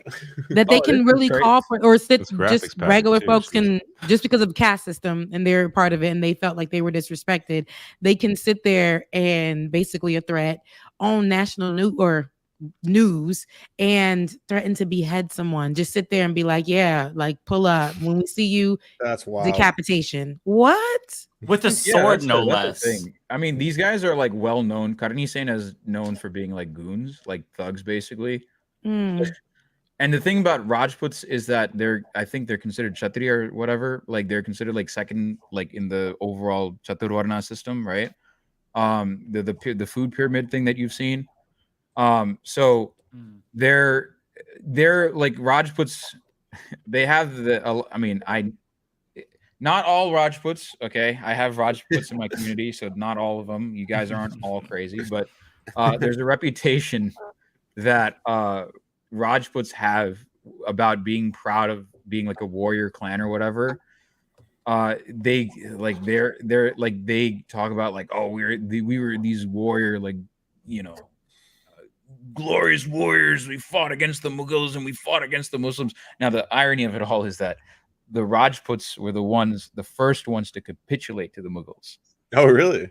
They were the first ones to capitulate to the Mughals. And on top of that, many Rajputs actually married into the Mughals, which is why if you cross the border into Pakistan, you'll have people in Pakistan, like across the border, whose last name is Rajput. So there are Rajputs that eventually converted to Islam. And that's why you have Muslims in Pakistan with the last name Rajput. I know people with the last name Rajput because of that. So they were some of the first to capitulate. So that's an ongoing meme in India. There's like tons of clips like this. Like there's another clip of primetime news where, if you want, I can show that as well. Where is a classic clip. They bring on a dude from Pakistan, and they bring on a dude obviously from India, and it's basically a dude from India and a dude from Pakistan, like shitting on each other, basically saying, No. "Oh, well, I'll destroy your country. No, I'll destroy your country. I'll destroy." I thought you meant literally. Yes. Literally. I didn't until you went, "Oh no," and then I was like, "Oh wait, does he mean literally?" Yeah, because you said crazy, and I'm like, okay, so they're doing this for real. The expectations are high after the sword thing. So. Yeah, I was like, they doing okay. No, but you meant going in on each other. Okay. Yeah, they go at each other. Yeah, they're not trying to kill each other. That'd be a bit too much. But I would say that was too much. But the sword is like, I don't know. I mean, the other thing is like, it's not as easy to get guns in India, so swords are a lot easier to brandish. But yeah, so is that's crazy. The one good thing that Modi has actually done. He's actually made it harder for people to get guns in India, which is good. But the sword, just walking around like, yeah, play with it. I will stick this through your, like, that's crazy. And then taking it to the news station because of what you represent, and you can literally sit there, and then they have this question like, should they be able to behead these Call in now. Oh yeah, no, like so that goes back to like what Indian mainstream news is. Like they basically, like you saw on John Oliver, they ask like softball questions, and they've become basically nothing more. But they've become nothing more than sheer entertainment. Another great example is like this guy called Arnab Goswami, and Arnab Goswami is you can kind of think of him as Tucker Carlson plus Alex Jones plus Bill O'Reilly plus what's his name, Sean Hannity, all rolled into one. I don't like him already. But he is it's not even a nightmare. Known for, like yelling, like he's known for creating shouting matches, like at you know, on these news shows, and it's just pure entertainment. Like it's like, and it's ironically like people are like, oh, you're like, John said something to the effect of, John Oliver said something to the effect of like, oh no, you're scaring old people. No, that's where he's wrong. They're targeting old people. That's why. That's why there's all these loud sound effects and like everyone's shouting, because they're targeting old people. That's the, like, you ask any particular Indian like person, like my generation, their parents are watching like Republic. A lot of parents are watching Republic TV, and their grandparents are watching Republic TV, right? They're all watching that, right? And they will tell you straight up, like, their parents are watching Republic TV 100%. And like, that's the reason, like, they make it, you know, stupid. Like they make it incredibly dumb, mindless, like, and also it's like, obviously the ideological slant is like, they love Modi. Modi's like the perfect human being. Modi during the, you know, course of the election said, like, towards the final, you know, I guess towards the end of the election season, because like elections actually last like 2 months. They go by phases. There's not one election day. So there's like multiple phases where different regions vote, right? So towards the end of that overall election phase, Modi unironically came out and said, I was not born biologically. I did not have a biological birth because God sent me to this planet. That's why I have so much energy. The only way I can have this, I cannot have energy like this at this age because of a biological birth. No, God has specifically sent me to Earth, right? So is it like a Superman thing or a Jesus thing? Jesus. Okay. It's 100% Jesus. And so do people, like, because it's, I mean, if we're gonna, just hearing about this, you know, in India, like I'm Haitian, so I know the politics over there is crazy, but never heard about like what's happening in India. So, you know, it just gives, when he says that, immediately I think of, you know, the followers and people who, you know, believe in him. Like the person said, they need to have a race of little Modis around. You know, is it cult like in it, can it be really extreme past just the cast, but just really extreme people fighting others over what he's saying? They believe that he actually is somebody who was sent by God and not by Allah, because you know they believe crazy things like that. So I mean, so if I'm understanding your question correctly, it's is the cult of personality of Modi, is it like does it get to dangerous levels? Yes. Even with stupidity like that, like what he claims. There's probably like a couple stories that I've covered at some point that have slipped my mind at the moment, but like, yeah, I don't know if I don't know if I have a confident answer on that. And I'm gonna answer one of the comments in the chat. You don't live in India, do you? Of course I don't live in India. Like, what am I gonna do? Risk my neck? Are you crazy? What am I gonna do? Like for a long time, it's been an impressive bloody atmosphere. Like for journalists, like India ranked below, what was it? Palestine, Turkey, I think even Somalia. India's ranked below in terms of press freedom. Wow. India's press freedom is significantly worse than Palestine, and that should say something. They don't want journalists to cover, like, you know, anything. It's like kind of forbidden to be somebody who shares information that may possibly be in a way that presents the leader as bad, or presenting information to the people outside of what they want people to know. Bingo. So I mean, I'll give an example of this, right? So there's a guy called Sadiq Kapan, right, from the state of Kerala. And there was a gang rape case, gang sexual assault case that happened in the state of Uttar Pradesh. He went to go investigate it. And he was put in jail for 2 years because he went to go investigate it. It was a rape case against a marginalized caste girl, actually, not even woman, right? It was a gang rape case against a Dalit person. And he went to go investigate it, and he got put in jail. He had like trumped up corruption, like what was it, financial charges or something, because and everyone knew it was fake. Everyone knows that they wanted to put him in jail to make sure that to send a message basically saying like, hey, don't you dare, do not even try this. Wow. There was a journalist, Gauri Lankesh, that was assassinated in Karnataka, just straight up assassinated. It's an incredibly oppressive. Like there are some opinions that you can't even voice out loud in India. Like you cannot. There are people that I know that have very progressive opinions on Kashmir, but they're not able to actually voice it because of how like the Indian state will treat them. Like if they say it. Like they're scared of like what the kind of repercussions that will happen, because there's a law on the books called the Unlawful Activities Prevention Act, right?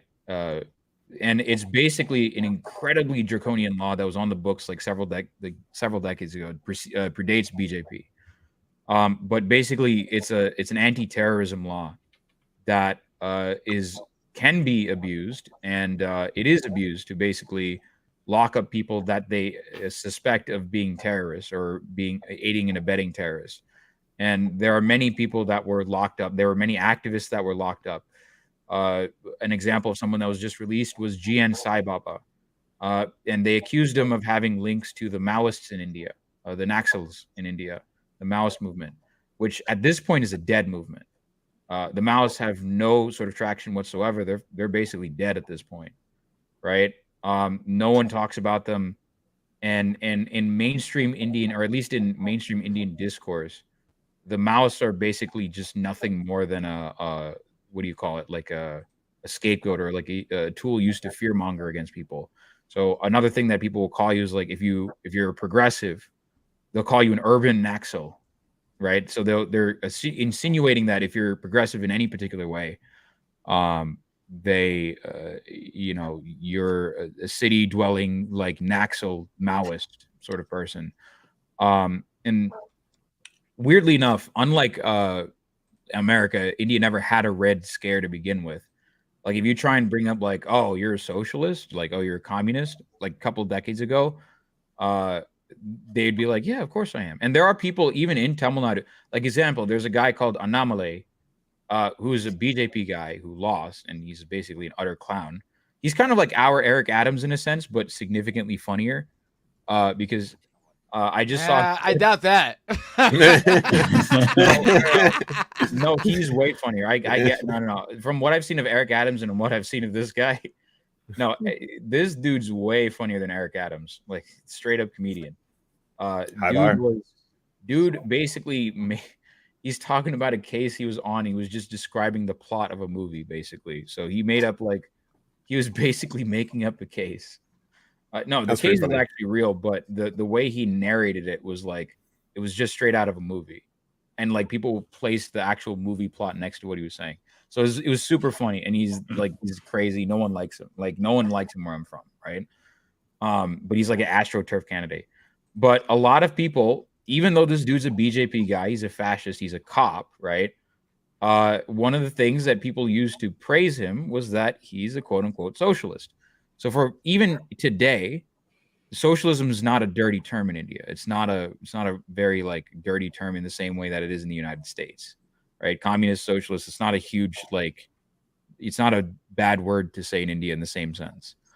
But the sort of there is a kind of Red Scare in India, and that is as a result of the Naxals. And that is because the Naxals have killed innocent people through their activities. Now, again, the Naxals exist precisely due to the horrific conditions partially due to the horrific conditions that the indigenous people of India, the Adivasis, are put through. But part of the Red Scare was sort of due to the some of the tactics that the Maoists use in India, the Naxals used. So they use that. So if there is a semblance of a Red Scare, and they're like, "Oh, you're progressive," they'll specifically reference the Naxals. They'll specifically reference the Naxalites, basically. But yeah, there's a significant amount of nonsense and brain rot. With the whole journalist thing, I remember years and years ago when I was a little thing on at FAMU, the #1 HBCU in the nation, but at Florida A&M University, I had a friend. She was Indian.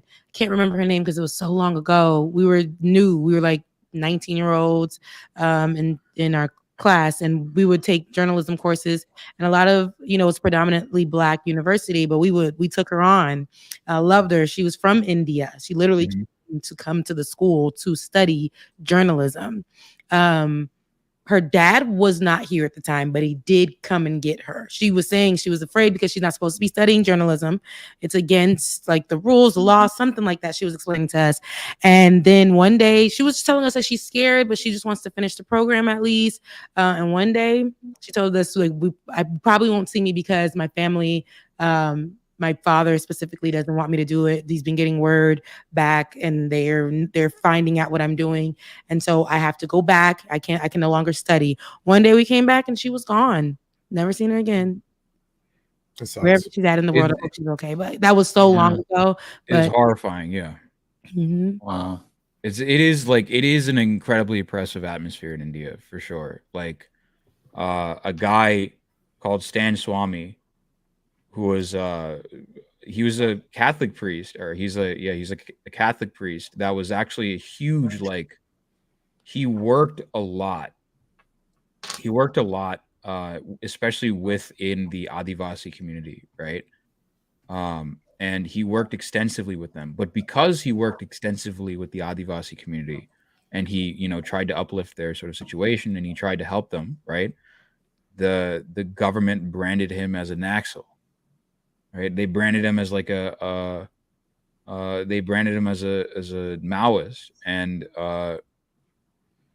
and they threw him in jail using the UAPA, and he died. He's like a 70-80-year-old man. Like he's struggling. He was just doing his thing, and he was trying to He was just trying to, work with indigenous people, and the conditions of the indigenous people are bloody awful. Just for the record, right? What was it, Keystone XL pipeline, where the pipeline was directly polluting, Lakota, Dakota land. Yep. There's a very similar situation happening in the Niamgiri Hills of Odisha, right? And there's an indigenous group of people called the Dongriakons, and basically their rivers are being polluted because of they're mining. This company called Vedanta is actually mining. It's a huge mining company in that region. So they were mining in that particular, I guess, indigenous group of people's region, the Niamgiri Hills. The Niamgiri Hills are like, for these people, they're incredible. Like it's religiously important. It's incredibly it's incredibly important, right? And it's religiously important. It's their land, right? But because of partially because of Modi, and Vedanta is one of the companies that gave hundreds of millions and of Indian rupees to the Modi government, they've been polluting the river, and they're getting poisoned as a result of it. And so that leads people from, Dongriakons are not necessarily associated with the Maoists.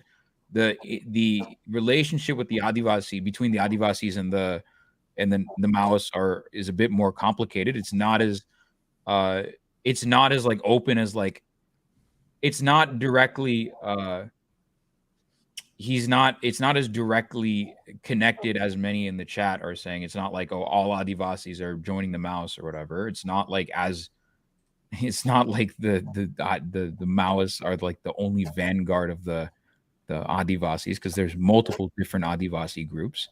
It's silly to say. But the Dongriakons have been resisting in their own particular way against the government. But the Stan Swami went to go help some of these people, these indigenous Adivasi people. He got thrown in prison, and he died in prison because they I think it was like he needed diabetic medicine, or he needed dialysis or something, and they denied it to him. And they repeatedly engaged in custodial violence against Stan Swami. And he's a 70, 80-year-old man. Jesus. That's how. So that's the level of like. There's also cases like Bhima Koregaon. There's multiple cases that there's multiple people that were like another case where it's not journalism per se. One of the most high-profile cases in India of a guy being locked under this UAPA law is a guy called Umar Khalid, and Umar Khalid was a guy at JNU. He's a communist dude, right? Wonderful leftist guy, right? He was a Parkinson's. Thank you. He had Parkinson's disease, but they denied him medicine basically. They denied him medicine in prison, basically. Basically, Umar Khalid. Yes, Umar Khalid is a high profile. He was a JNU student, or he was like a JNU PhD student, I guess, or PhD postdoc, and he was protesting. One of the things that he was protesting was the CAA NRC law, which is basically the two sets of laws that create. The CAA is Citizenship Amendment Act, which basically gives fast track citizenship to select groups of Hindu refugees leaving Muslim majority countries. So specifically it targets Hindus and religious minorities coming from Pakistan, Bangladesh, and Afghanistan, right? Now, curiously, it leaves out Sri Lanka. And Sri Lanka is actually, out of all of the countries in South Asia, Sri Lanka is the one country that has actually committed a direct genocide, a straight up, no holds barred genocide, and continues to commit a straight genocide. Exactly what you're seeing in Gaza right now. They did the same thing 15 years ago against the Hindu minority. Or against just 15 years ago. They did this 15 years ago. I grew up with those war crimes. I grew up seeing those war crimes Sri Lanka committed against the Tamils. Right? I'm Tamil. They're the war crimes. The Sri Lankan government committed against the Tamils, I grew up seeing those war crimes. So I grew up seeing that shit.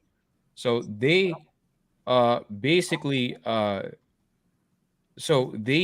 of all of the countries, curiously, India doesn't include Hindus that are escaping Sri Lanka, but they're specifically targeting Hindus fleeing Muslim majority countries. Now, is it true that Hindus are persecuted in these countries? Yeah, absolutely. They're a minority.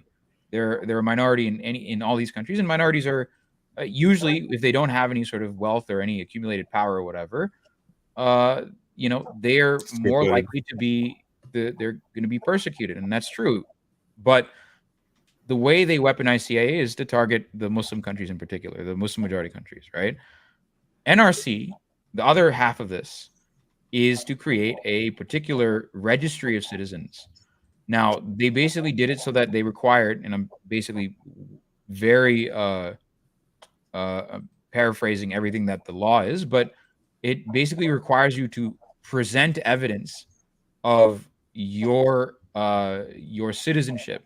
So you basically have to prove, like, your grandparents, and you have to prove adequate documentation that you have been in here.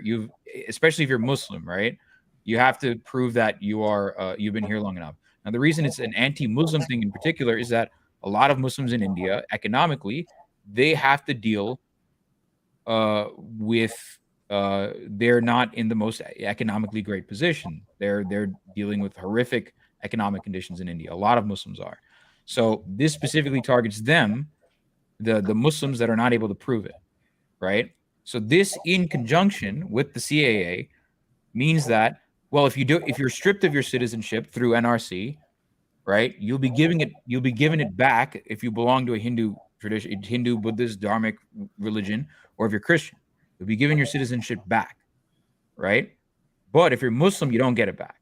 So that's why the two laws are considered very dangerous. And Umar Khalid was protesting those laws. They locked him up, threw him in jail, and now he's still in jail. He's been in jail for like what, 5, 6, 7 years, something like that. He's been in jail for quite a long time, and he's still in jail. There has been no, like, he's been demanding bail for the past, like, they just recently, the Supreme Court just denied his bail, and they didn't want to hear any of it. And there's also, and it's not just journalists, by the way. They straight up arrest politicians. There's a former chief minister called Hemant Soren. Umar Khalid has not been granted bail even by the Supreme Court. His bail has been denied. They wouldn't even hear his case. Umar Khalid wouldn't even hear his case at this point, right? Sorry, the Supreme Court wouldn't hear Umar Khalid's case at this point, right? And then there's Shaheen Bagh. There's multiple pogroms done by the Delhi government as well. So with all of like this, you have the media's role, you have politicians' role, you have the leaders' role, and stuff like that. Someone in the chat, Hypno Amber, asked, "What is social media's role in Indian politics? Like politics in India? Like how does that affect?" Sorry, I just saw a chat. I cannot help myself. I'm a streamer. I read chat. I respect that you're honest about historical facts, even though you soft on Modi. What? When have I been soft on Modi? He called him a Nazi earlier. I called him a Nazi. What? No, yeah, what are you guys talking about? Yeah, he said he was bad, but not, as bad as other people. But what is social media's role in? Because I know there's a limitation and there's restrictions when it comes to journalists. So what about on social media? How does that work with Indian politics? So BJP has their own. Okay, so this goes back to the Sanghis in Palestine, right?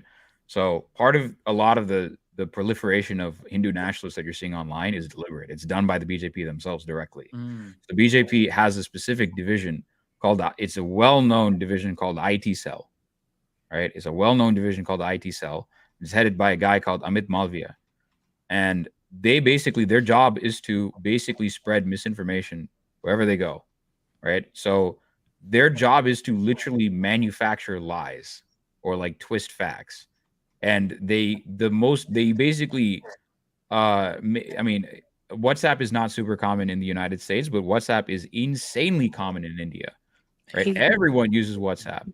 I think they also use it in Haiti, right, Rebecca? Absolutely. That's my mom's go. She don't know how to use no kind of text message, no nothing, but she know how to use WhatsApp. Exactly. I use WhatsApp They- everywhere, but in the US. It's honestly. massive in That it's seems massive to in be the UK as case. well. I use WhatsApp. I use WhatsApp. Yeah, I use WhatsApp. Yeah. Oh, I didn't know that. Yeah. Everywhere like, but America. basically, the idea is like they deliberately spread misinformation on WhatsApp. Yes, they do. And they specifically do that. And a great example is like they'll doctor evidence basically, and they'll spread like nonsense about, oh, this Muslim lynched like this Hindu or some nonsense or whatever. There's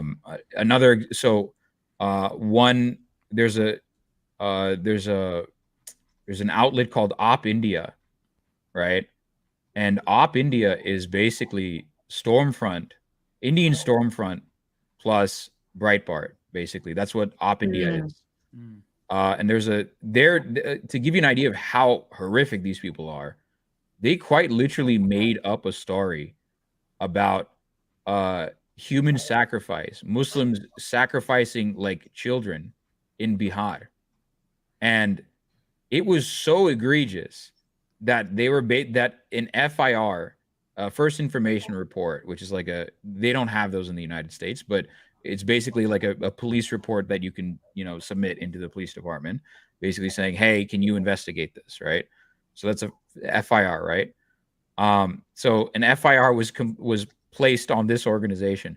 Now, think about how heinous an organization you have to be to like have an FIR slapped on you in Modi's administration, right? So Op India is an organization that has specifically Op India is like churning out these news stories, and Amit Malviya and the BJP IT cell will spread these fake stories either from Op India or Swarajya magazine or whatever the fuck. Jaipur Dialogues is another one of these like pro Modi guys, and it goes even deeper than that, because Jaipur Dialogues and a lot of these like organizations, like there's a college organization called Hindus on Campus, right? And they're like supposedly like a grassroots Hindu organization. Complete bullshit.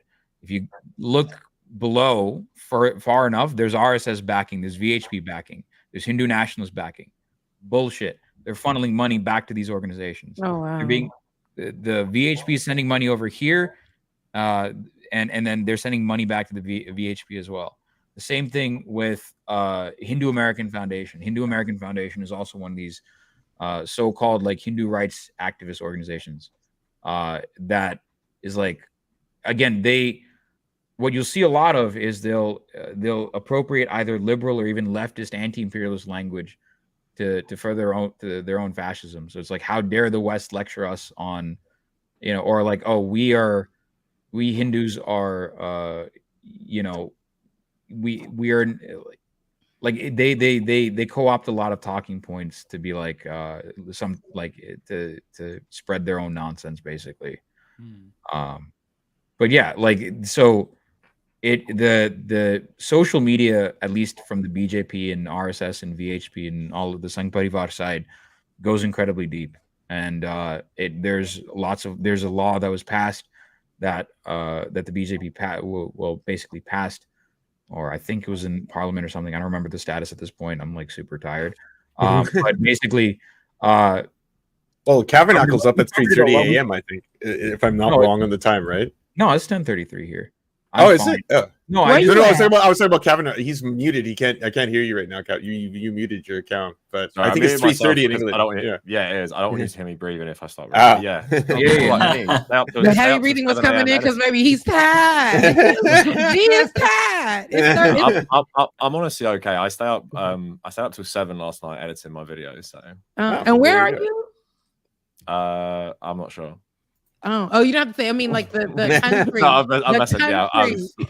I'm in England right now. Oh, okay. Well, I mean, your accent gave it away, but I just couldn't. I can't just be like, oh, that's where you are. Just, I wouldn't. But yeah, okay, gotcha.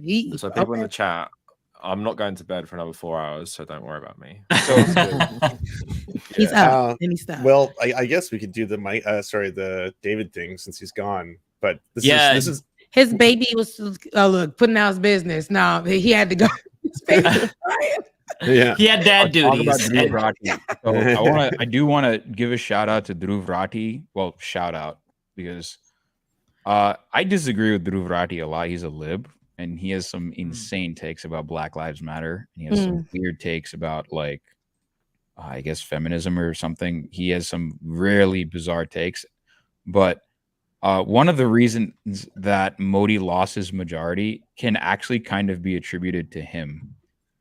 To what extent we don't know, but this dude, this dude's a YouTuber basically, and like a couple of years ago, this dude was basically making videos. I mean, he was beefing with actual like he was beefing with like right winger YouTube channels like String, who's also like a Nazi like Hindu nationalist account, you know, demagogue or whatever, and he was doing some weird memes of like, oh, like String is drinking piss from a bottle or something like that. He was beefing with him.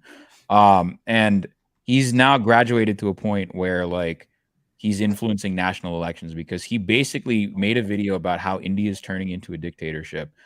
And people unironically started watching that. And people were like, wait a minute, what the hell's going on here?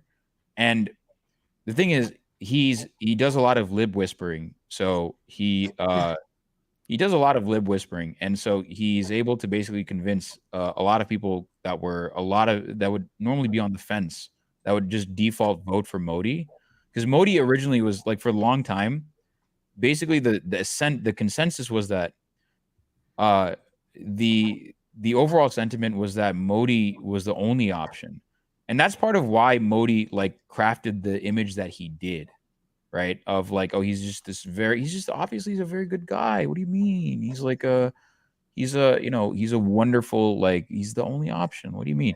So that's partially why he didn't delve into he wasn't the one that did all the Islamophobia. I mean, he did engage in Islamophobia for sure. It's not to say that he didn't, but there was an image that he had to maintain basically, right? Among like he had to maintain this like Vishwaguru, like, saintly almost image of himself, and this one video kind of cracked that a little bit, and that succeeded followed by the manifesto set forth by the Congress Party, which is arguably one of the most progressive manifestos I've seen in India, or at least from Congress from a while, right? At least from a liberal party like Congress, for sure.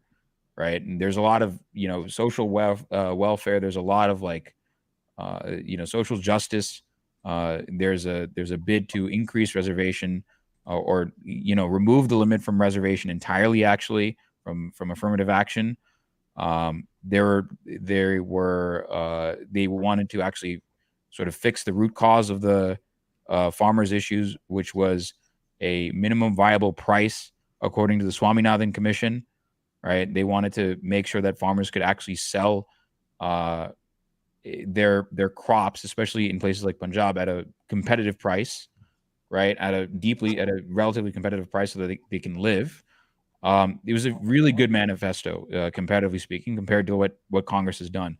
So Dhruv Rathi, this YouTuber dude, coupled with the Congress manifesto, really, I think those were two of the factors that actually, led to Modi taking this, huge fat L. I think it was that manifesto plus this, because you had people in the streets saying like, oh, like you had like, so you also have like random like upstart YouTubers that will just like interview people on the streets, like, hey, what do you think of Modi? What do you think of this? Oh, don't you think that Modi is like the best leader ever or whatever? And don't you think Muslims are bad and Muslims are here they're just making babies and like they're trying to replace the population or whatever?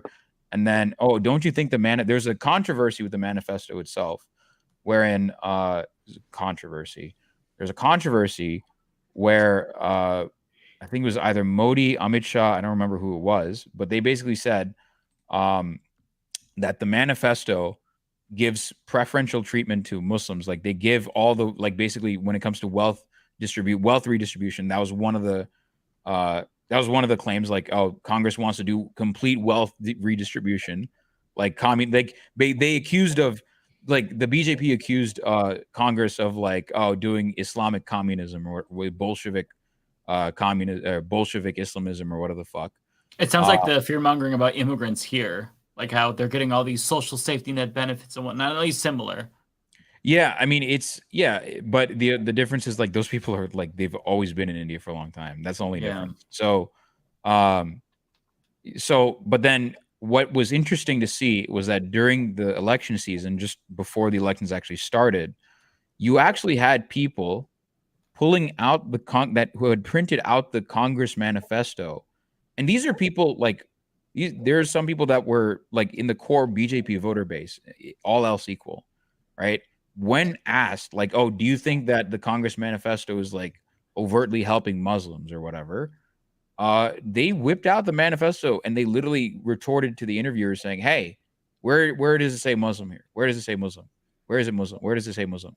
And you had other people in the streets quite literally saying, well, this is how I know all this fucked up shit is happening because I watched the Dhruv Rathi video. Right? I watched this YouTuber's video. So that was a really interesting thing to see. It was a really, I mean, in a sense, heartening thing to see that people are changing their minds and people are capable of change. So there was a very heartening thing to see. Yeah, so I just wanted to mention that for a second because that was one thing I did notice. And yeah, like you saw this really weird, Titanic shift.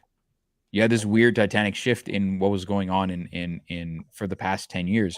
And basically all the Indians that I've talked to in India have basically, after the election results happened, they're like, oh, a weight has just been lifted off of my neck. Jesus Christ, thank God. I can breathe easier a little bit. Because it is, I mean, it's a marginal victory. And technically the NDA still won, right? They still won. But the BJP went into this election basically saying like, oh, we're invincible. We're going to win like all the seats. And so they basically like, now I had basically said, like people had been coming into my chat saying like, oh, they're going to win 400. They're going to win 300. And I'm like, wait and see. You guys are wrong. They're not going to win that. They're not going to win that many seats. Trust me on this. And I was right. I was vindicated on that because I have most of my community is in India. They live in India. Like I have people from Uttar Pradesh. I have people from Delhi. I know people from Kerala. I know people living in I have people in Pakistan. I have people in Sri Lanka right now that I'm constantly talking to, getting like real-time on the ground information. So that's how I was able to predict. Like when the exit polls came out, all the mainstream media was saying, oh well, BJP, it seems like the NDA, the BJP's alliance, is gonna win like 401 seats in parliament. Seems like that's the case, isn't it? What was going on there? And like it was just purely manufactured consent by all of the mainstream news outlets in India.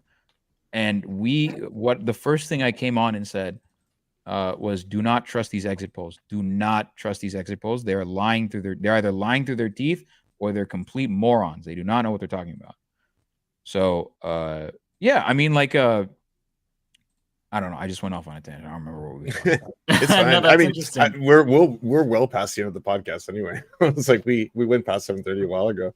Yeah, I love that you're letting us know that as content creators ourselves, our power level can potentially be increased to the point where we can influence elections in a major way. That's scary. I've always believed it. And encouraging.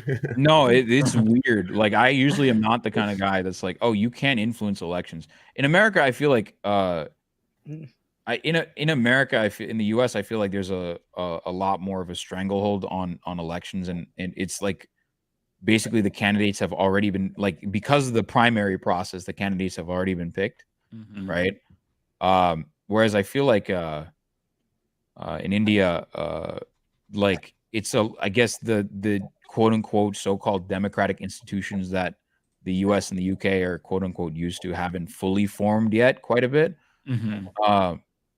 But in India, in the sense of like there's still a lot of influence to be had. It's not like that also means that like the big changes can be made in a sense. Like it was like if you had told me like a year ago, like I kind of knew that BJP always like this is a weak election for the BJP like a year ago, but had you told me that this YouTuber would have made this much like enough of a dent to have people literally in the streets referencing him in particular, right? referencing this guy in particular of all people, right? I would have said, "Get the fuck out of here." I don't believe him for a second, right? But India is a wild enough place where that can actually happen. But the other thing is, like, are there any places in India that want independence? Kashmir, that's probably the biggest one. There are also insurgent groups in the northeast, but again, they've largely gone underground for the most part because the Indian government has kind of gotten a stranglehold over the northeast. So the only real, and also there's Khalistan as well, which is again, Khalistan was basically shut down by India. They were brutally crushed by the Indian government, and Khalistan is a movement that desired a separate Sikh state. Khalistan movement has its own bloody issues because, like, Khalistan is dominated by Jat Sikhs, dominant caste Sikhs. It also has a caste problem, right? So there's a lot of nuance to this stuff that I can't get into right now, obviously. But well, we're at the end of the show, and we're going to transition to Super Chats. Both Cav and Arun, you're both welcome to stay as long as you want. But before we get there, please, both of you, let us know what you do, or I guess you told us what you do, but where we can find you. Plug your socials, basically. Content. Yeah, just plug away. Get more internet famous. Sure. So my name is Arun Anno. I'm the Indian Hasanabi. I cover, again, Indian politics, Pakistani politics, Sri Lankan politics, Bangladeshi politics, sometimes Nepali politics. I cover subcontinental politics. You can find me over at Twitch. I stream there mostly. You can find me over at Twitter. Again, the names are all going to be the exact same. Arun Anno, Arun Anno, Arun Anno. Same names are exactly the same. And yeah, thank you guys for inviting me onto the podcast. I appreciate it. It was great having you. Yeah, absolutely Very great I having learned you. so fucking much. I hope so. I feel like I'm going to re-listen to this podcast right afterwards to get all the details. It was a room show. Yeah. It makes you realize how, like, just fucking ignorant you are. Like, this is like the biggest country in the world, like, by population? It is now, yeah. We surpassed.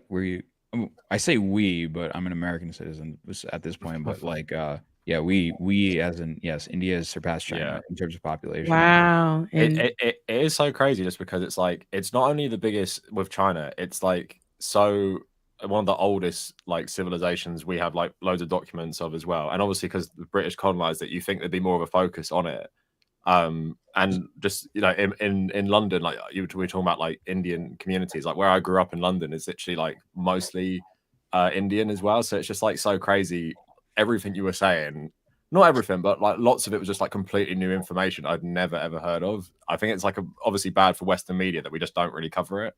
I mean, I don't blame Western media for not covering it in the first place, because it can, like, again, there's when I went on Hassan's show to talk about this, there's a sort of balancing act that I had to do, like I'm doing here, which I don't do on my stream, obviously, because like most of my audience is Indian, so I don't have to explain anything to them. In fact, oftentimes they're giving me, ground level information, right?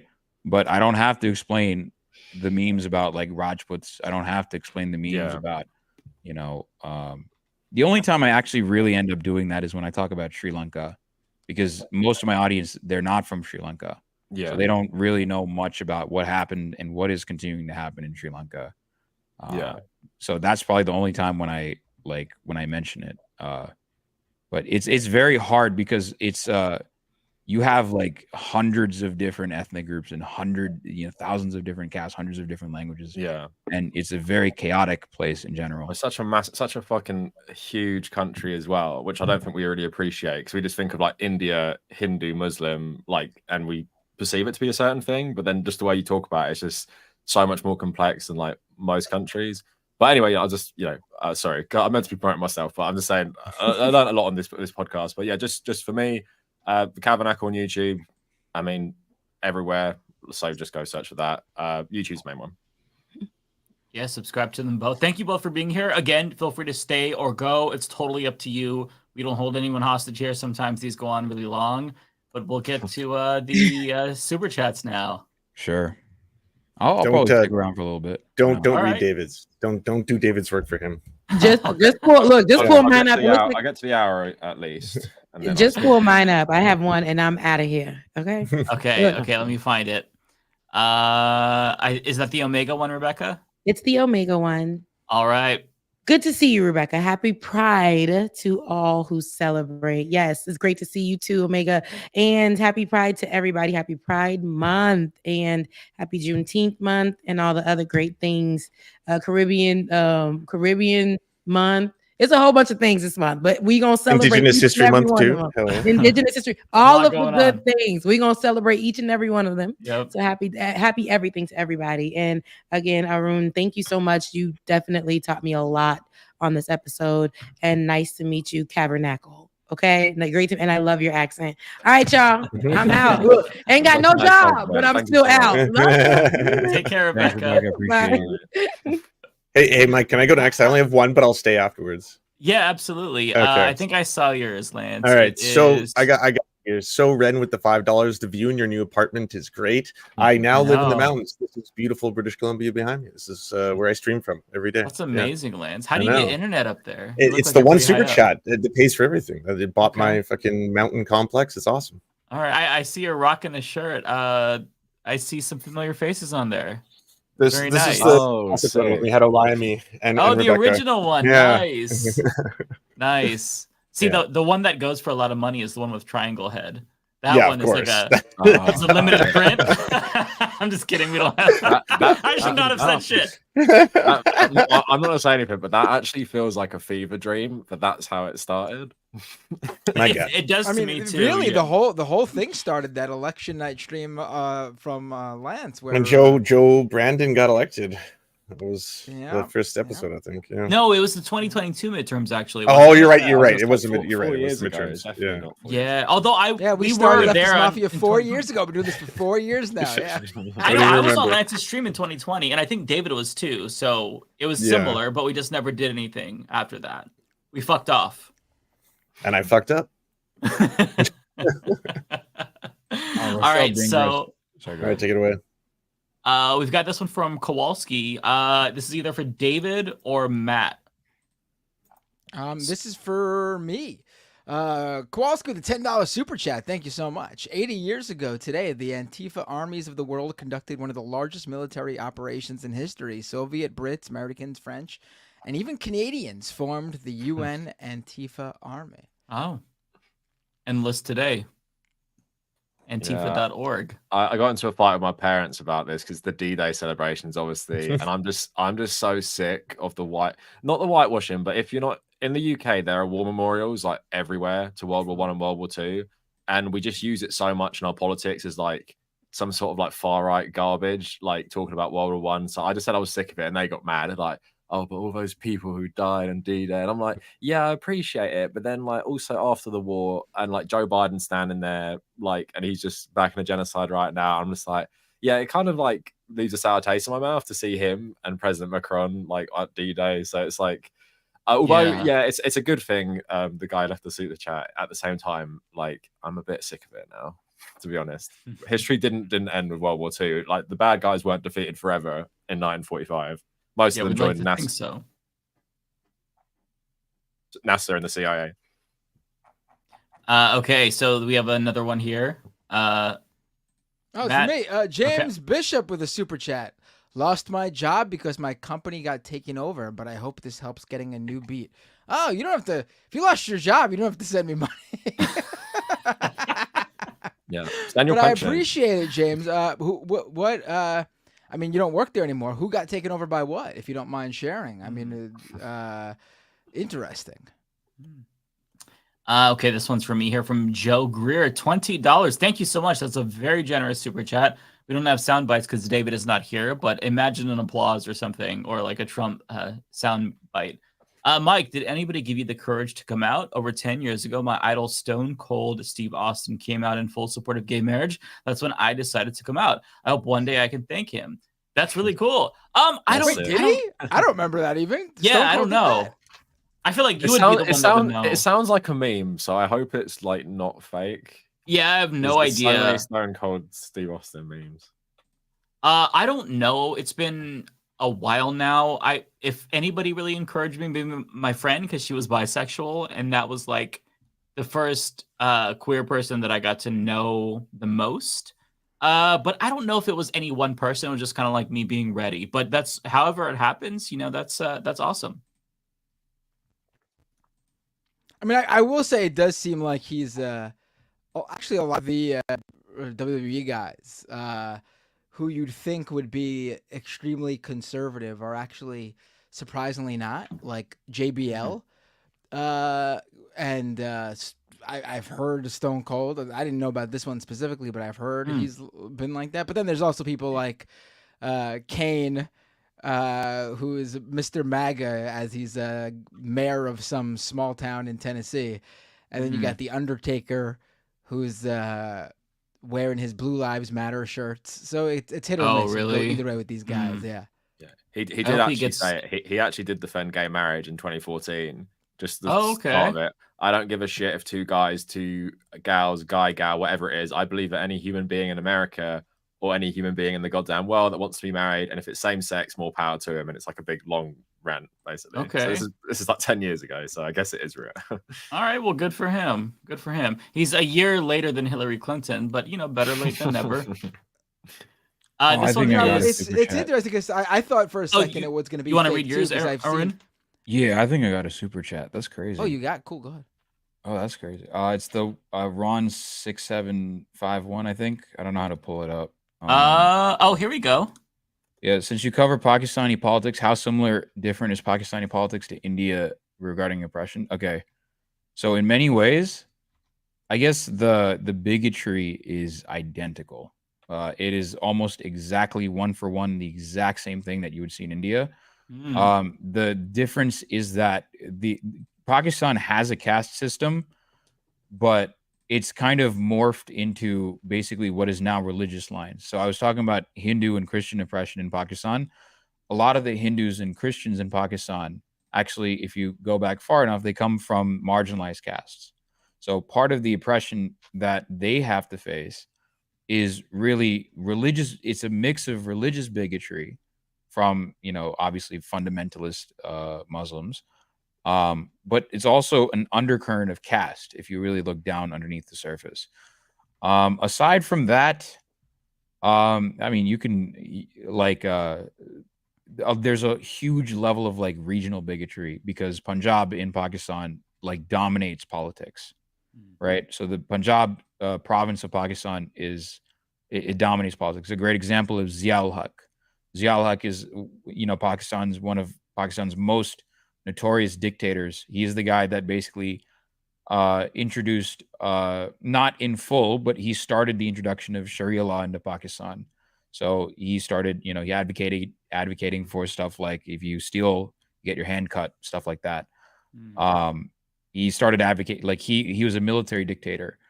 But he comes from Punjab as well. So Punjab is and PMLN, their center of power, Lahore and northern Punjab province as well. The two most dominant provinces in Pakistan with regards to politics are Punjab and Sindh. And the PTI, Imran Khan's party, they came as sort of a third option, and their base of power is partially also in Punjab, but for the most part, their base of power is actually in KPK, Khyber Pakhtunkhwa, which is actually the region it's now KPK. It used to be both KPK, KPN, Fatah, federally administered tribal areas of Pakistan.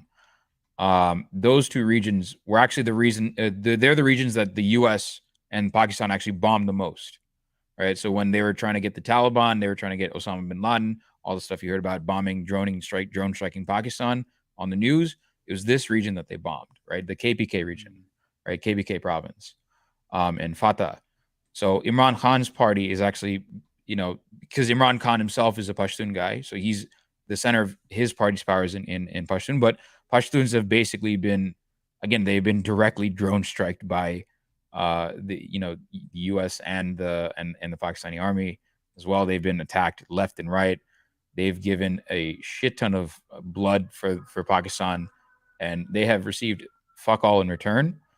And there's another can of worms in Balochistan, because Balochistan is actually Pakistan's poorest region, and they have I think they're mineral rich or something, but they're the region of Pakistan, they're the province of Pakistan that is most exploited by the center, by Islamabad, right? And there's a separatist movement, there's an independence movement led by the BLA, Baloch Liberation Army, and various other Baloch militant groups, and they got brutally suppressed. And there's actually an ongoing there's an ongoing, string is not the right word, but there's continued forced disappearances of Baloch people in all across the country. And basically the Pakistani state is using the BLA and, these Baloch militant groups as an excuse to basically, forcibly disappear these Baloch people and make sure that their families never hear from them again. And it's basically a wholesale genocide that the Pakistani government is committing against the Baloch people, and it gets underreported. No one talks about it because again, the only country that has like really a vested, quote unquote, vested interest in quote unquote helping the Baloch would be India, because again, it's a way of countering Pakistan. But and Baloch people are not only oppressed in Iran, for the record, as Pakistan, they're also oppressed in Iran as well, because Balochistan in Iran is also the poorest country in that poorest region in that country too, right? And so both Iran and Pakistan have taken turns basically abusing the Baloch people and brutalizing them for decades at this point. And then there's also there's an ethnic group called Saraikis, whose entire existence is denied by Punjabi nationalists. Because Punjabi nationalists basically say, hey, you Saraikis are not anything different than Punjabi, so your entire identity is fake. You're Sindhis, you're settler Baloch. I have seen, no joke, I have seen Punjabi nationalists accusing this ethnic group of being basically Zionists, settling on Punjabi land. Even though it's their land, they're native to the areas around Multan, in what they call Saraiki Vaseb, right? So they're native to that region, but they've been continually denied by Punjabi nationalists. And then on top of that, so this is just regional bigotry. And then we haven't even gotten to the kind of bullshit that Pakistani-controlled Kashmir has to deal with. Because Pakistani-controlled Kashmir cannot vote in national elections. They are literally second-class citizens. They have their own sort of local parliament, local legislative council, but it's basically run by the army. And Gilgit-Baltistan is another region that is part of the overall Kashmir region that's been completely neglected by Pakistan. But then on top of that, there's the stuff that Ahmadis have to deal with, right? So the Ahmadi Muslim community are actually a Muslim community that started in the subcontinent, right? And they are considered blasphemers by many Muslims. They're actually considered complete blasphemers. They're considered not Muslims, and many Muslims will not even use the word Ahmadi Muslims. They'll say you're Qadianis. And basically the idea is that they believe something like the Messiah has already returned, something to that effect. And that's why many hardline Muslims in Pakistan who have a lot of influence in the government now hate Ahmadis. Like, for example, a great example of this is, I don't know if you guys have heard of this guy called Abdus Salam. He's a Nobel, I think, what was it? The Nobel physics winner or something? For Nobel the science name sounds winner. familiar, but I'm not. He did groundbreaking work with regards to, like, I think the nuclear weak force or electroweak theory or something along. He was approaching the theory of everything. He was a physicist, right? And he's one of the few dudes. He's probably the only dude to ever get a prize in the country for that. But he comes from the Ahmadi community, right? And so, decade or so after he died, I think after Ziaul Haq took power, long after Ziaul Haq took power, Ziaul Haq was an Islamic Muslim fundamentalist. Abdus Salam, this dude who comes from the Ahmadiyya community, his tombstone was defaced. The term Muslim, world's first Muslim Nobel scientist, Nobel winner. The word Muslim was removed, was etched out of the gravestone, the tombstone. Wow. That's how much Jesus. erasure and that's how much bigotry Ahmadis have to deal with on a regular basis. And there's also anti-Shia hatred as well in Pakistan as well. So again, in a similar sense to how India works, like India is basically, if you have any sort of weaponizable identity, that it will be weaponized against you. For the most part, I come from a very privileged caste background. I come from a very privileged. I mean, the only thing that you can pretty much weaponize about me is the fact that I come from Tamil Nadu, and so the sort of bigotry that comes my way is, you know, the N-word, you're dark-skinned, blackie, like those kinds of terms, right?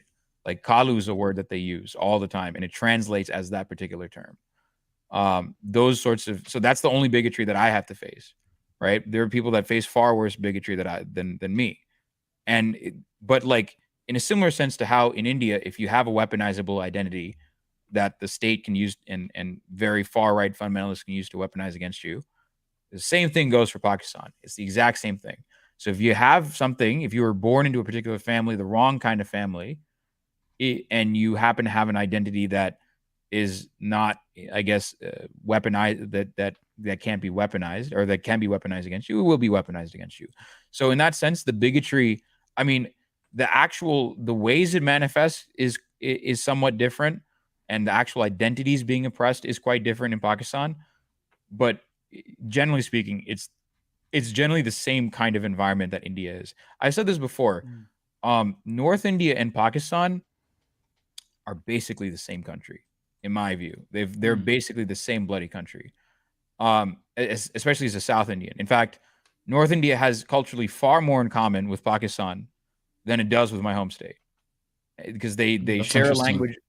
Yeah, it's a wild thing for a lot of people outside of the subcontinent to realize.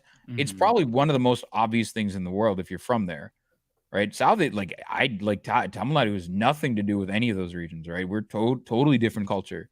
We have far more in common with Sri Lanka, right? As much as, you know, Sri Lanka is committed to genocide against the Tamils, we have culturally far more in common with Sri Lanka, with the Sri Lankan government, than we do with Pakistan, right?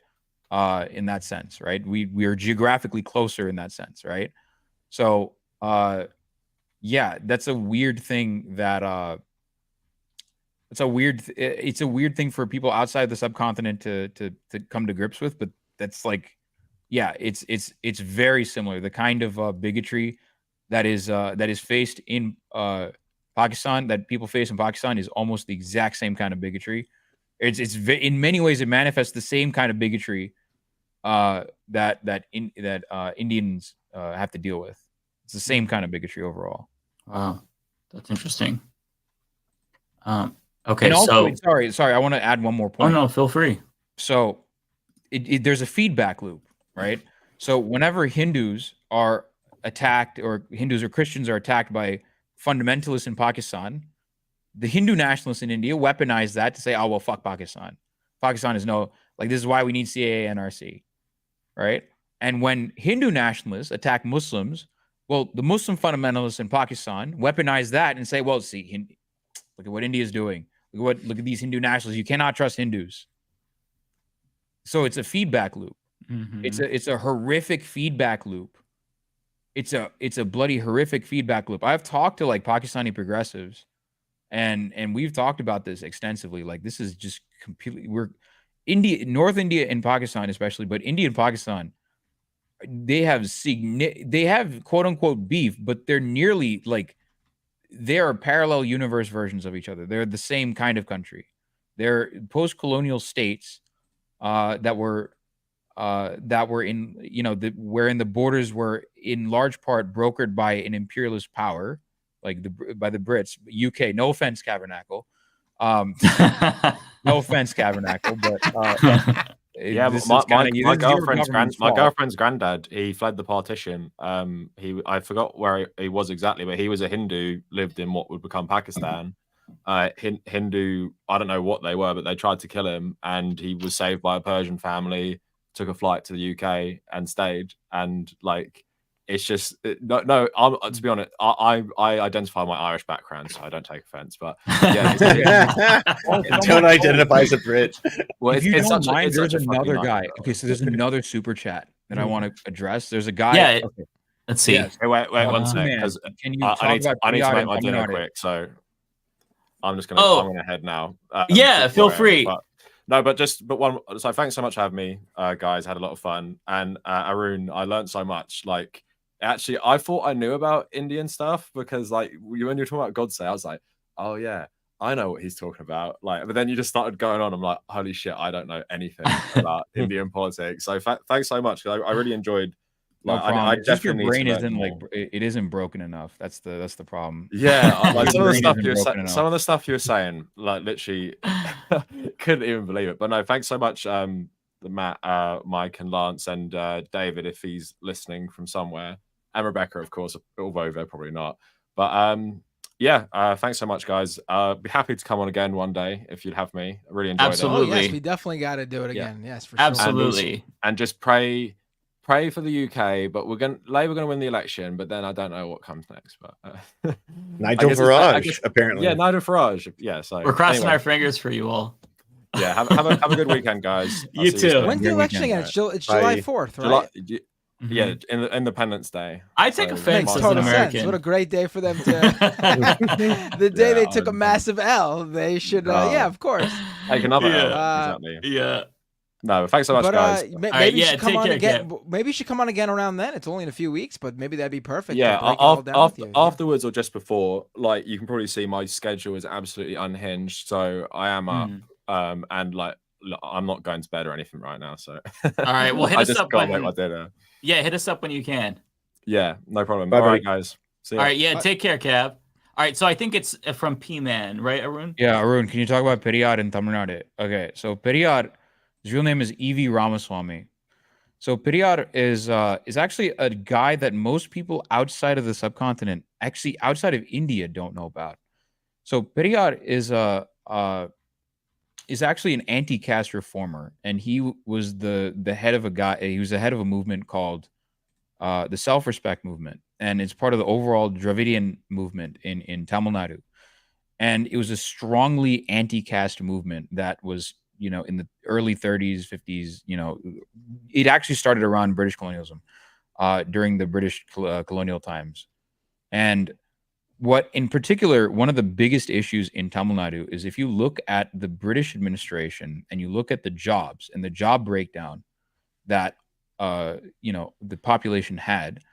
So the way it worked was that Brahmins, who basically had, they were 2% of the population, they held most of the administrative jobs, like 60, 70, 50 to 70% of the administrative jobs under the British. Now, the reason is the British specifically plopped them there, right? Because they were the most, the British, in a sense, reinforced the caste system in India, right? They made it worse. They did two things. They actually made it like worse weaponize overall. it, you mean? What? Like weaponize it, you mean? Not weaponize it. They reinforced it. So okay. What I mean by that is, so it was actually under the British that the caste census was made, right? So the first caste census was actually really codified under the British, right? And so that's when we kind of began to realize, like, okay, these are these castes and these are how many clerical jobs that they might have. And one of the things that we realized at that time was that Brahmins had a damn near monopoly on all the jobs. You have to understand, Tamil Nadu is what? They're 2%, like 2% of the population are Brahmins, Tamil Brahmins, and comprising of two castes, Ayers and Iyengars, right? But these guys held most of the bloody positions under the British administration. So Periyar and the framer of the Indian Constitution, Dr. B.R. Ambedkar. So B.R. Ambedkar is doing a lot of his work in the north and in Maharashtra, which is his home state, and Madhya Pradesh and there. So in Tamil Nadu, E.V. Ramaswamy, aka Periyar, comes along, and he starts basically agitating, and he starts basically doing, I guess, ground level praxis in a sense. In a lot of what Periyar did was actually just ground level practice. So he actually did this thing called he actually encouraged people to do live-in relationships, which in the 30s was fucking unheard of, right? Like they're called like, so there's a distinction between love marriages, which is what we in the West would call marriages, right? Because most people, it's the norm to just find a girlfriend, like fall in love and then get married later on at some point, or whatever you want, right? But in India, most marriages to this day are still arranged, right? And marriage is actually the main way caste is perpetuated in India. It is through caste endogamy, right? So Periyar comes along, and one of the things he basically says is like, well, fuck this shit. Let's do live-in relationships. Do live-in relationships. So feminism was actually a core portion of Periyar, of Periyar's movement. And to this day, he's transformed Tamil Nadu, the home state of Tamil Nadu, my home state, to a point where you cannot badmouth Periyar if you want any. Like that's how much of an impactful figure he is in the home state in Tamil Nadu, because you cannot badmouth him if you want to get elected. You are screwed if you badmouth him, if you shit talk him. That's how much of a profound impact he had. He basically managed to break the caste monopoly. He and many others, along with people like C.N. Anadure, and and other figures at the time that were part of the overall Dravidian movement, they managed to break the caste monopoly that the Brahmins had to a certain degree, not all of it, obviously, but they managed to basically advocated in such a way where Brahmins didn't have the kind of monopoly in Tamil Nadu that they still have to a much greater degree in the north. In Tamil Nadu, if you go to like Madras High Court and stuff, you go to the High Court, is still going to be overwhelmingly Tamil Brahmins and whatnot. If you go to, if you go to national level politics, most of the people from Tamil Nadu in national level politics, they're going to be Brahmins, right? The biggest examples are Jay Shankar, the foreign minister Jay Shankar, finance minister Nirmala Sitharaman, former Rajya Sabha MP Subramaniam Swamy. They're all Tamil Brahmins. Most of the people that are in national level politics that are like in the BJP, that are like in like these sorts of parties, especially in the BJP per se, they're going to be Tamil Brahmins. A lot of these guys are going to be Brahmins, and a lot of people in the courts are Brahmins because of the institutional power. And for a long time, Brahmins are like, they were by societal norms, they were the only class of people.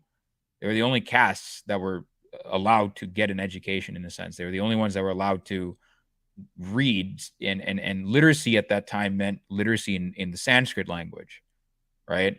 So they were the only ones for a very long time that were able to they're the only ones that were able to actually get a decent education. That's why they monopolized it for so long. And Periyar comes along and he says, fuck you guys. Like, we oppose Brahmanism.